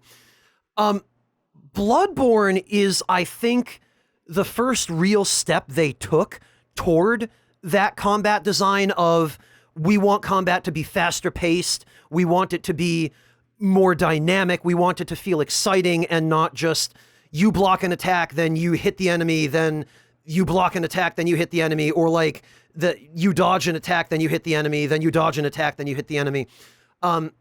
They wanted to make it feel less predictable. And that was where you first started to see that philosophy. I think there were a lot of things Bloodborne did fantastically. I think they nailed the aesthetic. I think the setting of that game is great. I think they made some really excellent system choices, such as making your equipment, your clothing, not have any weight. Oh, that was so good. So that you could just wear whatever I want. Yeah, and not have to worry about, does my equip load support this armor? Do I have to put more points into stamina to be able to wear this? No, you don't have. I'm really, really glad they did away with that in Bloodborne, and I kind of wish they had in the subsequent games as well. Yeah, the weight system is very prohibitive into what you can use, but it is one of the few ways that they have to kind of dictate, hey, how powerful is this armor? Because like most of the armors in Bloodborne, it was just like, just use whatever you want. It's not really a big deal unless you're super min-maxing. You can kind of like use the stuff that has more armor in certain situations, but The reason why, though, and this is something that I wish they had brought back, is that in Bloodborne, any piece of equipment you wear will give you varying degrees, of course, but it doesn't use this really complex defense formula the way that Elden Ring does or that Dark Souls 3 does. Basically, any piece of equipment that you have, as long as you're wearing a piece of equipment in an armor slot, that's all that really matters, because they give you essentially flat percentage reductions to the different types of damage you take, rather than going through this enormously complex formula of, okay, well, you have your resistance number on your armor, and then your resistance number from your stats, and then 8 other inscrutable back-end variables that the game doesn't tell you about. There are still some back-end things going on, but they're nowhere near as complex. And what it means for the player is that as long as you're wearing something, you're going to get some protection. Yeah. And they could have done that in Elden Ring rather than gone back to the old systems where an armor's defense is proportional to its diversity. You didn't have as much build diversity on Bloodborne, whereas in Elden Ring that comes into play. You can play a more agile playstyle, or you can play a more bulky playstyle if you want to. I think that's fine. I guess, yeah, that's fair, I suppose. Of course, there's build diversity. Yeah, and I mean, Elden Ring did great with build diversity, probably better than any of the previous games. Oh, yeah. Especially because the Ash of War system exists. The Ashes of War is so good. I love that. Right? My only gripe about it is that there are weapons that you cannot use Ashes of War on, and that's a shame, because the weapons that you can't change the Ash of War on tend to be the worst ones that you would want to be able to make better with an Ash of War. By customizing it. Depends on the weapon, but yeah, I can see that argument for sure. Yeah, go on. So I'm curious. Out of all of the Souls games that you've ever played, which one's your favorite one? It's not original, but it's true. Demon's Souls. So you're a hipster, is what you're saying. It's like, I liked it before it was cool. Well, I mean, you could call me that, and I'm sure some people in the comments will, which I accept. I'm not going to try to fight you, but partly, and I will admit, and this is something that people throw around as a way of kind of delegitimizing somebody's preferences, but in my case, there is a little bit of nostalgia to it, because it's the first Souls game I played. I had gone back to the United States to visit my family and some of my friends from high school. This was in 2009, and I was with a couple of my high school friends, and we were in an EB Games, an electronics boutique, before they were bought out by GameStop. And I was looking at games with a couple of my friends, and we were like, hey, what could we play together that looks cool? And we were, looking around, and I was sitting there looking at a copy of Bayonetta, and I was reading the cover of Bayonetta, and the clerk walks over, and he takes one look at me. He takes one look at the copy of Bayonetta in my hand. He takes the copy of Bayonetta out of my hand, puts it back on the shelf, picks up a copy of Demon's Souls, hands it to me. This man's doing the Lord's work. He says, you don't want to play that, you want to play this. And I was like, yes, sir. Okay. You clearly know what you're doing, so I will just shut my mouth. I will buy Demon's Souls. That's and an the rest is amazing history. Story. Here I am. That man single-handedly changed the course of my life. He did. Oh my God. The unsung hero. I wish I had gotten his name. I still don't know who the dude even was. Oh my God. That's amazing. That man single-handedly created the German spy you all know today. Oh my God. Just like random happenstance. You're looking over at Bayonetta and he's like, no. Listen. This is what you need. This right here. You need some Miyazaki in your life. That's what you need. I feel like this guy had just gone to the fortune teller earlier that day, and they told him, look, there's going to be this kid who comes into EB today. Give him Demon's Souls. That's what he needs. We need to put him on the path. That's the guy who deserves all the credit. He knew about Demon's Souls even before I did, and he put me on the path. It's funny because with me, I didn't even have a console at the time, and I was I didn't even have a console, and I was at a friend's house, and he was showing me a bunch of games, and he was like, oh yeah, there's this really crazy Japanese game that I imported, dude. This thing is insane. You can leave messages and other people can read them. And when somebody dies, there's a blood puddle that stays in the world and I can see how they died. And I was like, what? And he's like, oh, and it's got co-op. And I was like, wait, it's got co-op? He's like, yeah. You can do co-op in this game, and you can invade somebody else's game and kill them. I was like, wait, what? You can do what? This was such a foreign concept at the time for me. I was like, I came from like World of Warcraft of all things, right? It still sounds incredible to me to hear you describe it in his words now. Yeah, he was telling me about all these things, and I was like, what the hell kind of game is this? And he's like, yeah, this is Demon Souls, dude. This is a real game for gamers, bro. This is a real, you know, that type of thing. I see. Like, this is a real game. And I was like, oh, wow. So at the time, there was a time when I was like, oh, I don't feel like playing World of Warcraft, because that's all I played. I only played World of Warcraft, nothing else. So I was like, I don't feel like playing World of Warcraft anymore. And I bought a Wii. And I played like Legend of Zelda Twilight Princess. I was like, this is amazing. I love this. That's this a good really one. Cool. Yeah, a lot of people don't like that one for some reason. I loved it. I thought it was amazing. But, you know, I played the Wii for a little bit, and then after a while I was like, you know what? I think I want to get one of the big boy consoles, right? And so I'm thinking, okay, so what am I going to get? Am I going to get the Xbox 360 or the PlayStation? And the deciding factors were Wipeout. I love Wipeout. Wipeout's amazing.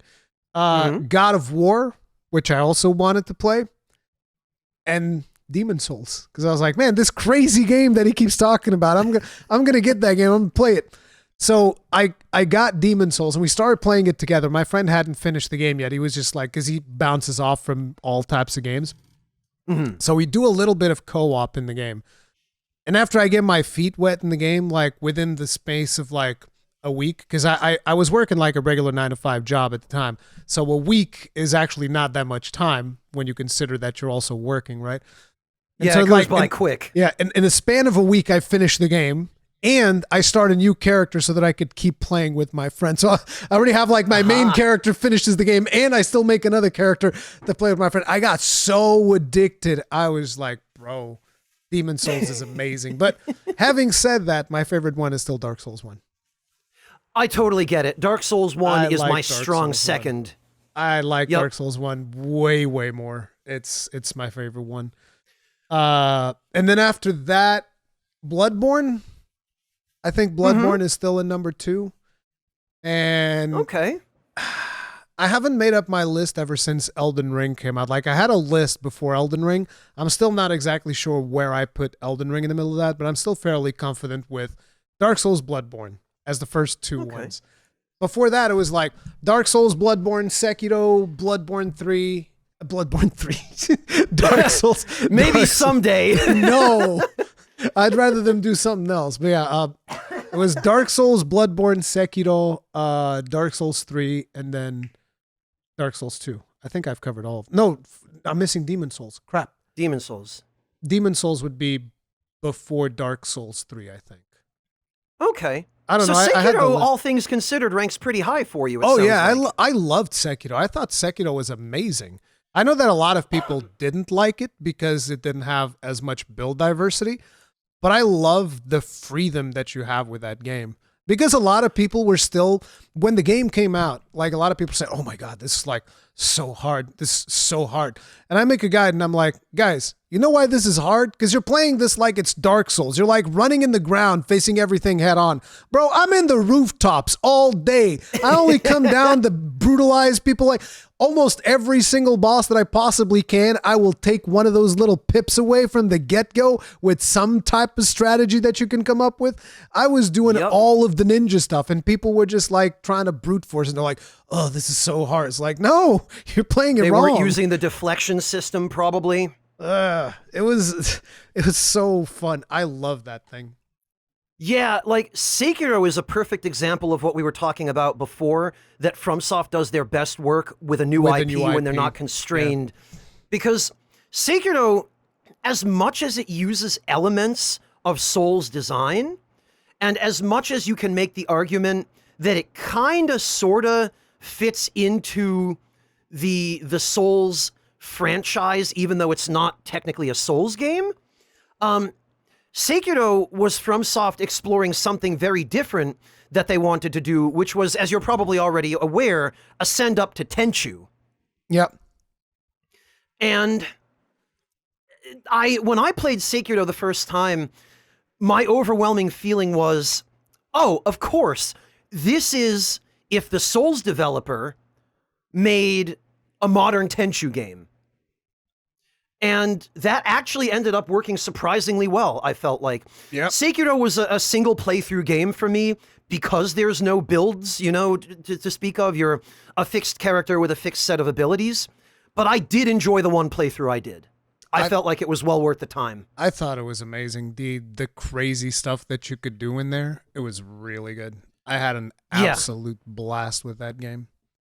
I felt like the devs were having fun exploring new things that you could do that you weren't able to do in a Souls game with Sekiro, The rhythm that you were able to get on with some of those bosses where you're just going like ching, ching, ching. The katana sounds just going completely wild with just like the parries. It was so good. I haven't gotten another game that feels that exact same way with the parrying system. The rhythm was my favorite part of Sekiro, and actually that's, I think, more than anything else, what's missing for me from the newer Souls games. Because if you go back and look at Demon Souls and Dark Souls 1, all of the combat was very rhythmic, right? Yep. The enemies, they wouldn't throw a combo at you that had 5 different hits that each had different timings, the way they do in DS3 and especially Elden Ring.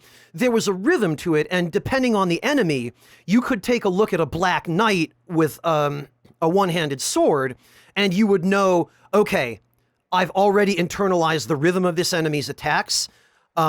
No matter what it does, as long as I get the rhythm right, I can fight it and deal with it. Yeah. And it was that way to a large degree in Demon Souls as well, to the same degree, I think. And it was in Dark Souls 2 where they started moving over from that philosophy to more of the philosophy of, no, you have to remember every individual attack. You have to memorize them. And it's that rhythm that they then kind of went the opposite direction with in Sekiro, and they made Sekiro all about the rhythm. Like, Sekiro is a rhythm game as much as it is an action game, The funny thing about rhythm, like, is that there's this boss where somebody even made like an analysis on the music of it. This the Dancer of the Boreal Valley in Dark Souls 3. Yes. I don't know if you've ever seen, but there's like somebody made an analysis of the music because apparently a lot of people had some serious problems with this boss. And one of the reasons why people had problems with it was actually the music itself, because the music, it was designed, at least it seems like from this analysis that somebody made in the video, the music was designed to throw you off because the boss would attack you at weird parts of the music and it would throw you off your rhythm, which might have been an experiment that From Software even did. I don't know if that's the case or not, but when I saw the video on it by somebody who had like music theory and all of these things, I was like, huh, interesting. That's a fascinating idea, that the music of the fight would be intended as a meta to make the fight more difficult. There's been in other games, and sometimes even in Souls games, when there's a particularly challenging boss that I'm fighting, I will straight up, like, for the stream and the recording, I will keep everything on, but for myself, I will turn off the game sound and I'll put on like some other music in the background, and that will sometimes make it easier for me to defeat bosses. I agree. Yeah, I tend to stream video games with the music off if it's a Souls game and I need to focus on fighting the boss. Yeah, the music absolutely can get distracting. Yeah. It's... Yeah. The idea that was done deliberately by the devs is interesting to me. I don't know if it was or not. Like I said, this is what this person was saying, and that's why that boss sometimes felt harder than it had any right to be. Yeah, I mean, it sounds like speculation, but it's interesting to think that maybe there's a grain of truth to it. Yeah. I don't know. But the effect of the music is definitely undeniable. Oh, yeah. If the boss is fighting to a really fast rhythm and the rhythm of the music is really slow, which is the case with the Dancer, like the Dancer has this kind of slow, ominous, swelling sort of battle theme, but she's basically just a tornado of blades going all over the place. Yep. So there's definitely some dissonance there. It's a lot of interesting concepts. Did you play any of those new Souls-like games this year, or not so much? It depends what you call a Souls-like, because we hear that term thrown around in reference to everything from Metroidvanias to puzzle games. Yeah. I was talking about, like, say, for instance, Lies of P. I did play the demo of Lies of P. How'd you like it? Well, because I'm thinking about all the things you've told me up until this point. You're just like, you would hate Lies of P. Well, you hit the nail on the head, yes. However, credit where credit is due. The team that made Lies of P is, they're based in South Korea, right? Mm-hmm. So they bring a specific set of, cultural ideas and preconceptions to the development world, the same as any other dev team from any other culture. You see a lot of Japanese influences in FromSoft's games, right? Mm-hmm. And you see a lot of kind of subtle Asia-isms in Lies of P, if you know what to look for.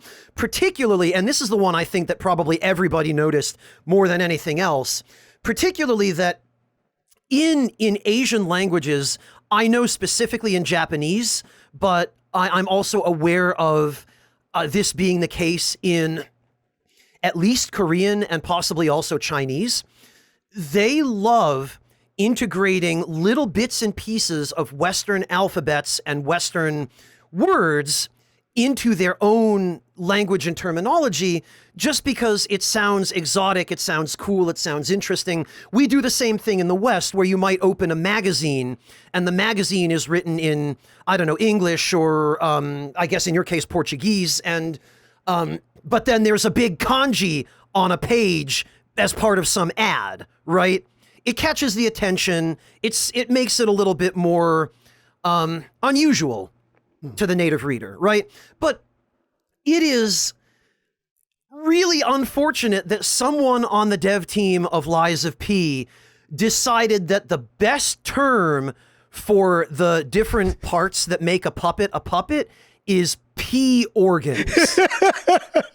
I knew that. That's what I was thinking. I was like, oh, he's talking about all this stuff, and all I can think about is P organ. Yeah, well, it was a long road for a very simple point. But listen, man, I don't need my P organs exposed on stream, okay? Like, I can't. I'll get banned. I mean, there was a short period where that wouldn't have been the case on Twitch. Well, that's a different matter entirely. And then, Reed, did you catch that in the demo, very briefly, before somebody clued them in because they weren't keeping track of current events in the Western world, you know the bridge where you fight that donkey guy? Yes. You know how there's a puppet hanging from the archway and there's a sign on the puppet that in the retail version of the game says something like "kill all puppets"? Yes. In the demo of the game, that sign said APAB. All puppets are bastards. Who cares? Well, I found it interesting because that they would look to that influence at all, and that is where they would get their design choices. All puppets are bastards? I don't know what that's from. Okay, I think I might not be providing a sufficient amount of context for no, this. No, you're definitely not. I'm like, what's the big deal about all puppets are bastards? I don't understand. Okay, I apologize. So I have forgotten... I've forgotten because you speak such convincing English that you don't actually live in the U.S. It's so silly of me. So this gets into U.S. politics, and I'm going to keep it. I'm going to keep it detail free. But APAB is a common refrain in. It's based on ACAB. All cops are bastards. Oh, okay. So what the dev team did I get the reference there because puppets would basically be policing the population, and there's a bunch of police type puppets, so they just kind of like grab that and okay, I got it. Yeah, so they made really tone deaf. Yeah, they made a very tone-deaf design choice where someone Googled something from the US and was vaguely aware that this acronym was being thrown around, but it's in reference to the Black Lives Matter movement and, people being murdered by police. Yeah. So they changed that in the retail version of the game. Good. And and I'm looking at this in the demo thinking, wow. Yeah. Okay. But it's like, listen, And let me tell you, as somebody that played the whole game, not only played it, I platinumed it out of pure rage. Okay. I platinumed that game out of pure rage, as in like, I will not be beaten by you, god damn it.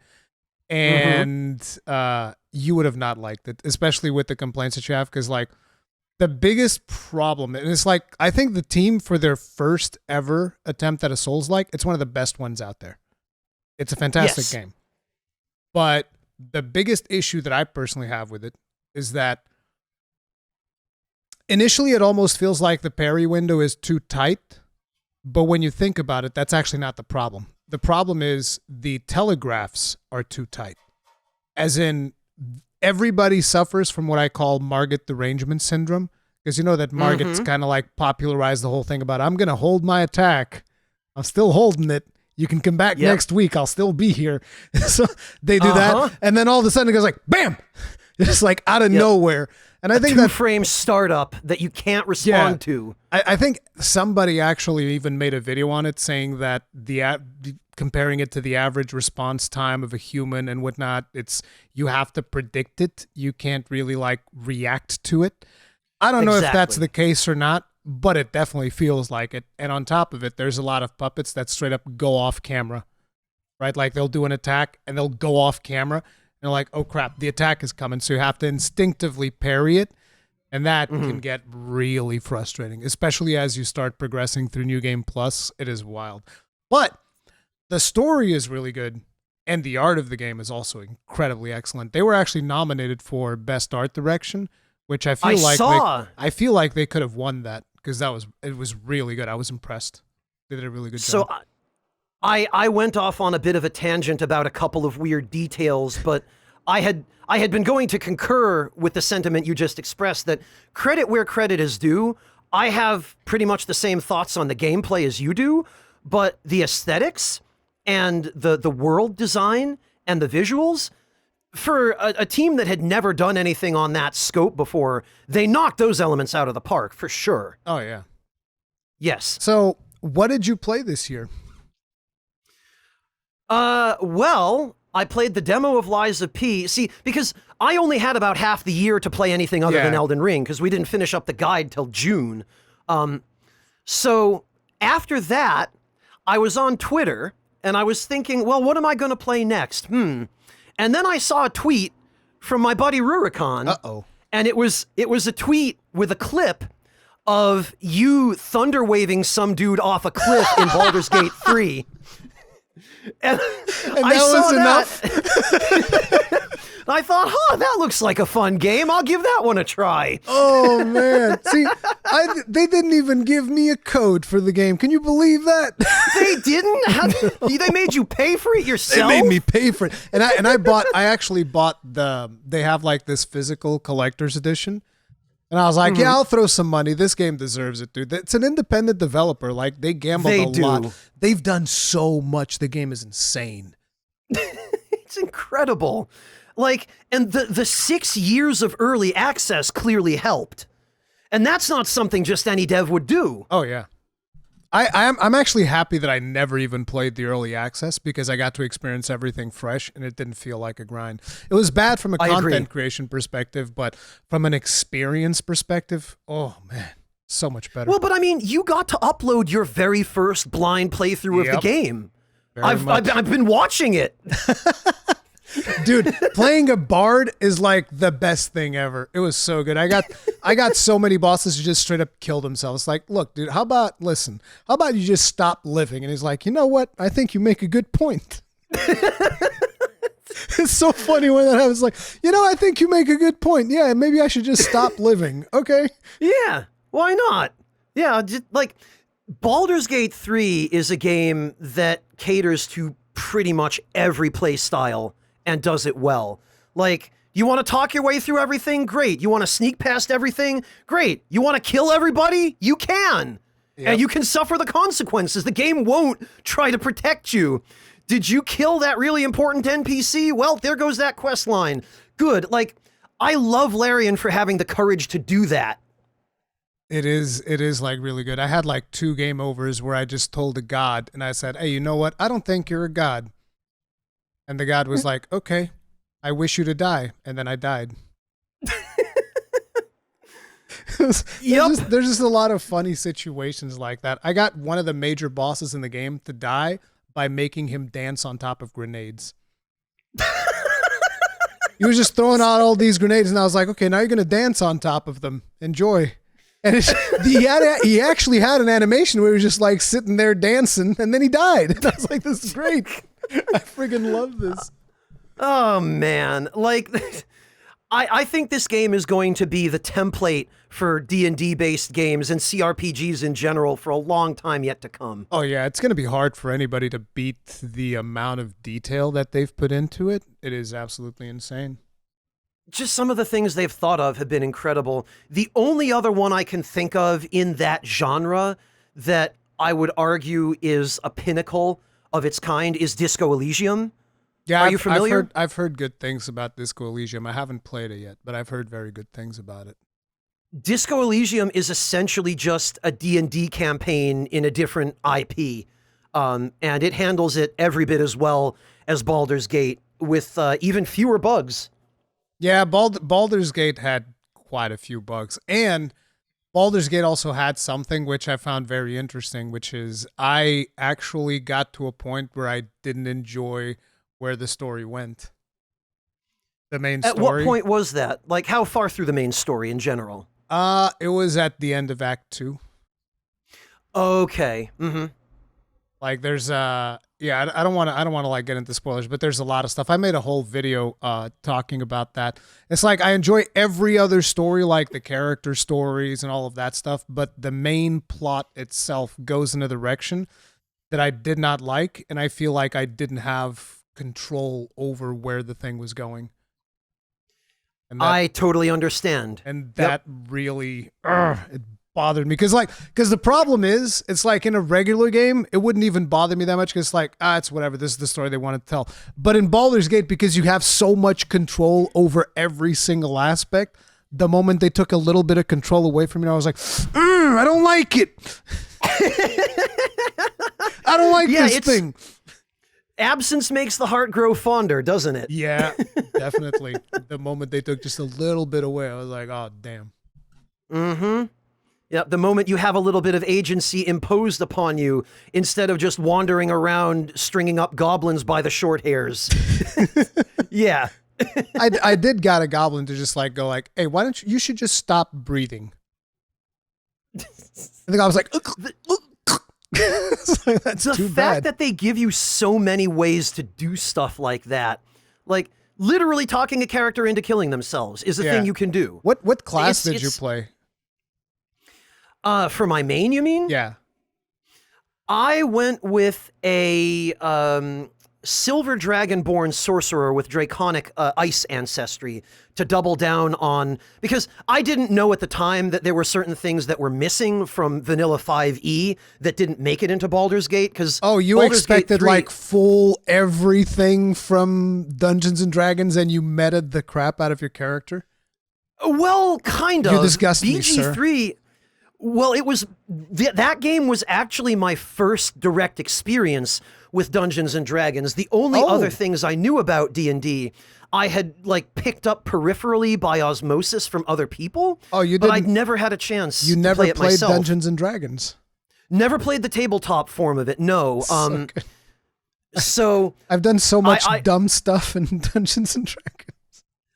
But that's exactly it, is I'd heard friends tell me stories of things that had happened in their campaigns, and all I could think was, wait, you can do that in D&D? Well, of course you can. It's a tabletop RPG. You can do anything. Yeah. Like I had it's pen and paper. I had a friend of mine, we were playing a game. I always like telling this story because it's freaking hilarious. I always play dwarves.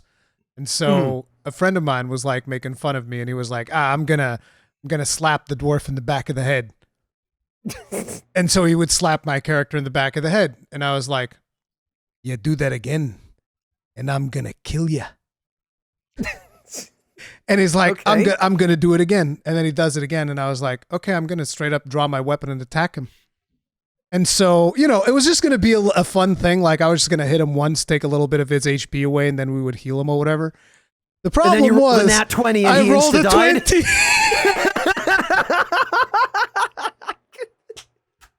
I rolled a 20, and the DM's like, oh, this is a problem.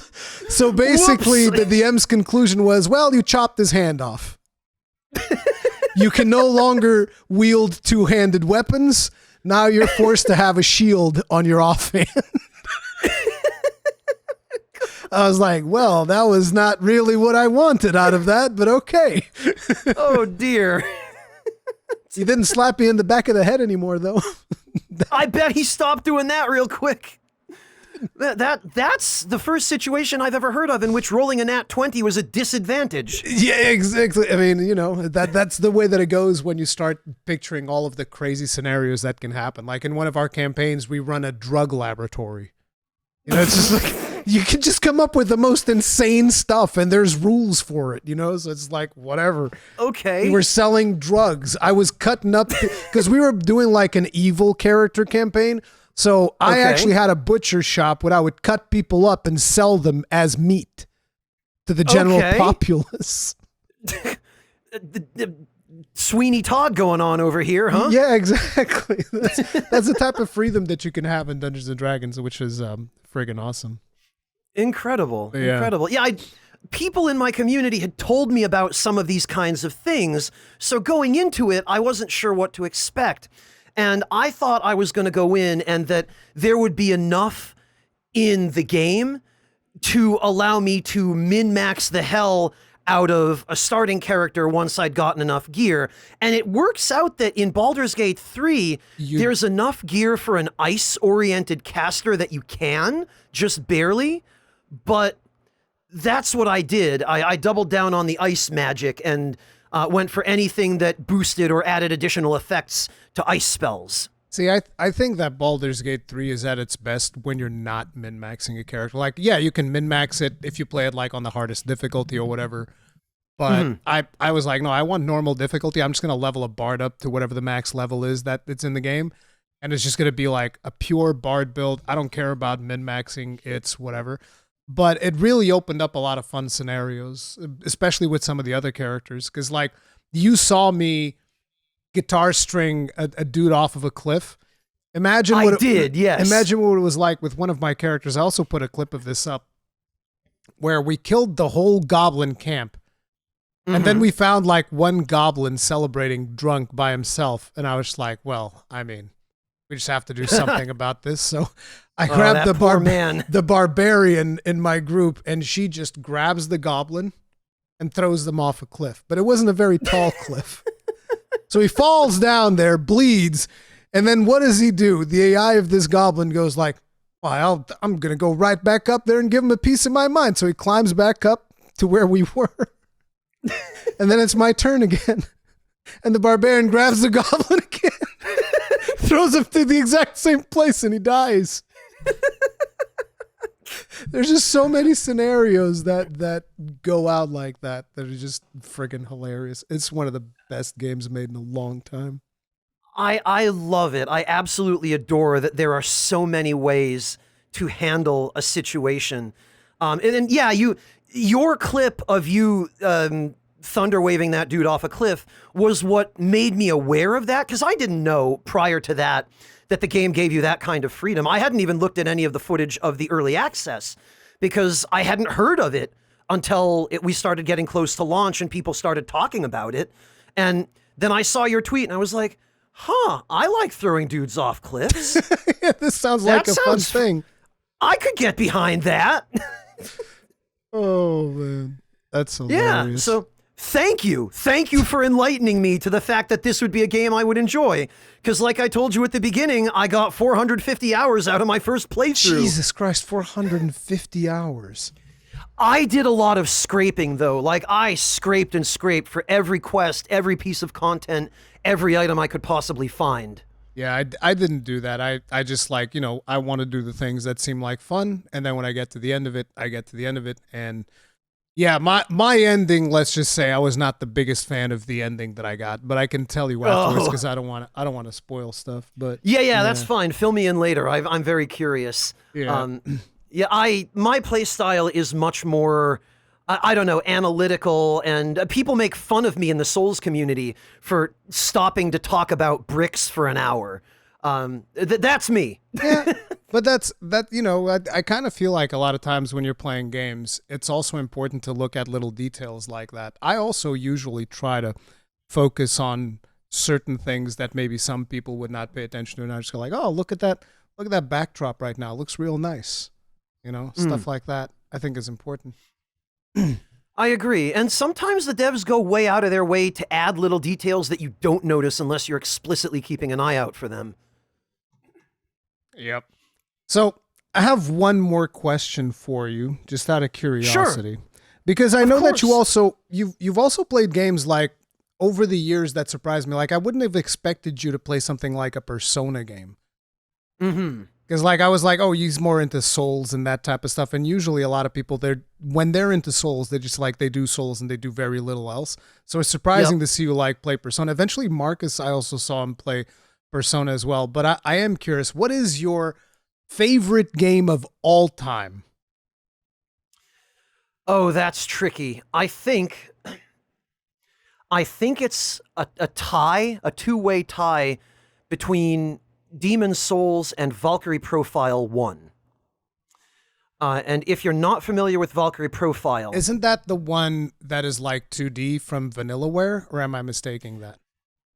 Enix and Tri-Ace, back before Enix merged with Square.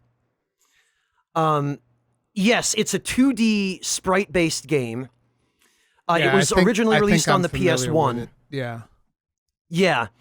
Valkyrie Profile, first of all, the soundtrack was done by Motoi Sakuraba, who would later go on to do soundtracks for such notable games as Dark Souls 1. And this was back during his kind of synth metal phase, and so it has a really unique soundtrack, which is fantastic. The sprite work is some of the best I've ever seen. The sprites are gorgeous. The backgrounds are gorgeous. It had that kind of PS1 era, almost Final Fantasy VII level of hand-drawn backgrounds. Mm-hmm. And above all else, the most interesting and coolest thing about it was the combat system. Valkyrie Profile used a combat system that I've only ever seen in the other Valkyrie Profile games. And then Lab Zero used a similar combat system in an indie game that they released, which was, God, I've forgotten the name of it now even. It was like a Hindu-themed indie game that I played the demo of. But what's so special about this combat system? So the combat system is... this is a shame. I played the full game of this other game that I'm thinking of. Someone will remind us in the comments. It's the one that had Mike Z in it back before he was canceled. They depicted him as this big muscle man. Someone will know what I'm talking about, and they'll remind me. I've already forgotten because it was unfortunately kind of a forgettable game. But the battle system that came from Valkyrie Profile was...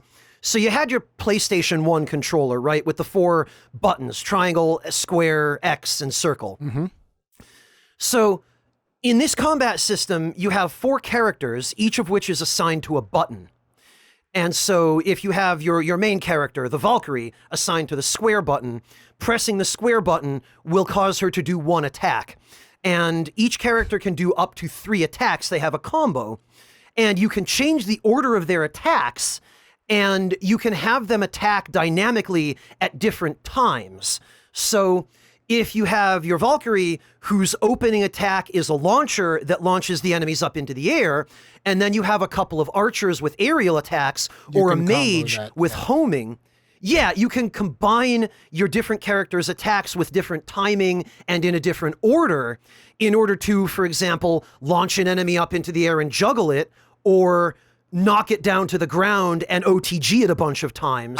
I'm smiling at the camera because everybody that is watching this right now already knows where I'm going to go next with what you just said. Keep going. I have a feeling I probably do too, actually. But yeah, we'll see if we're right.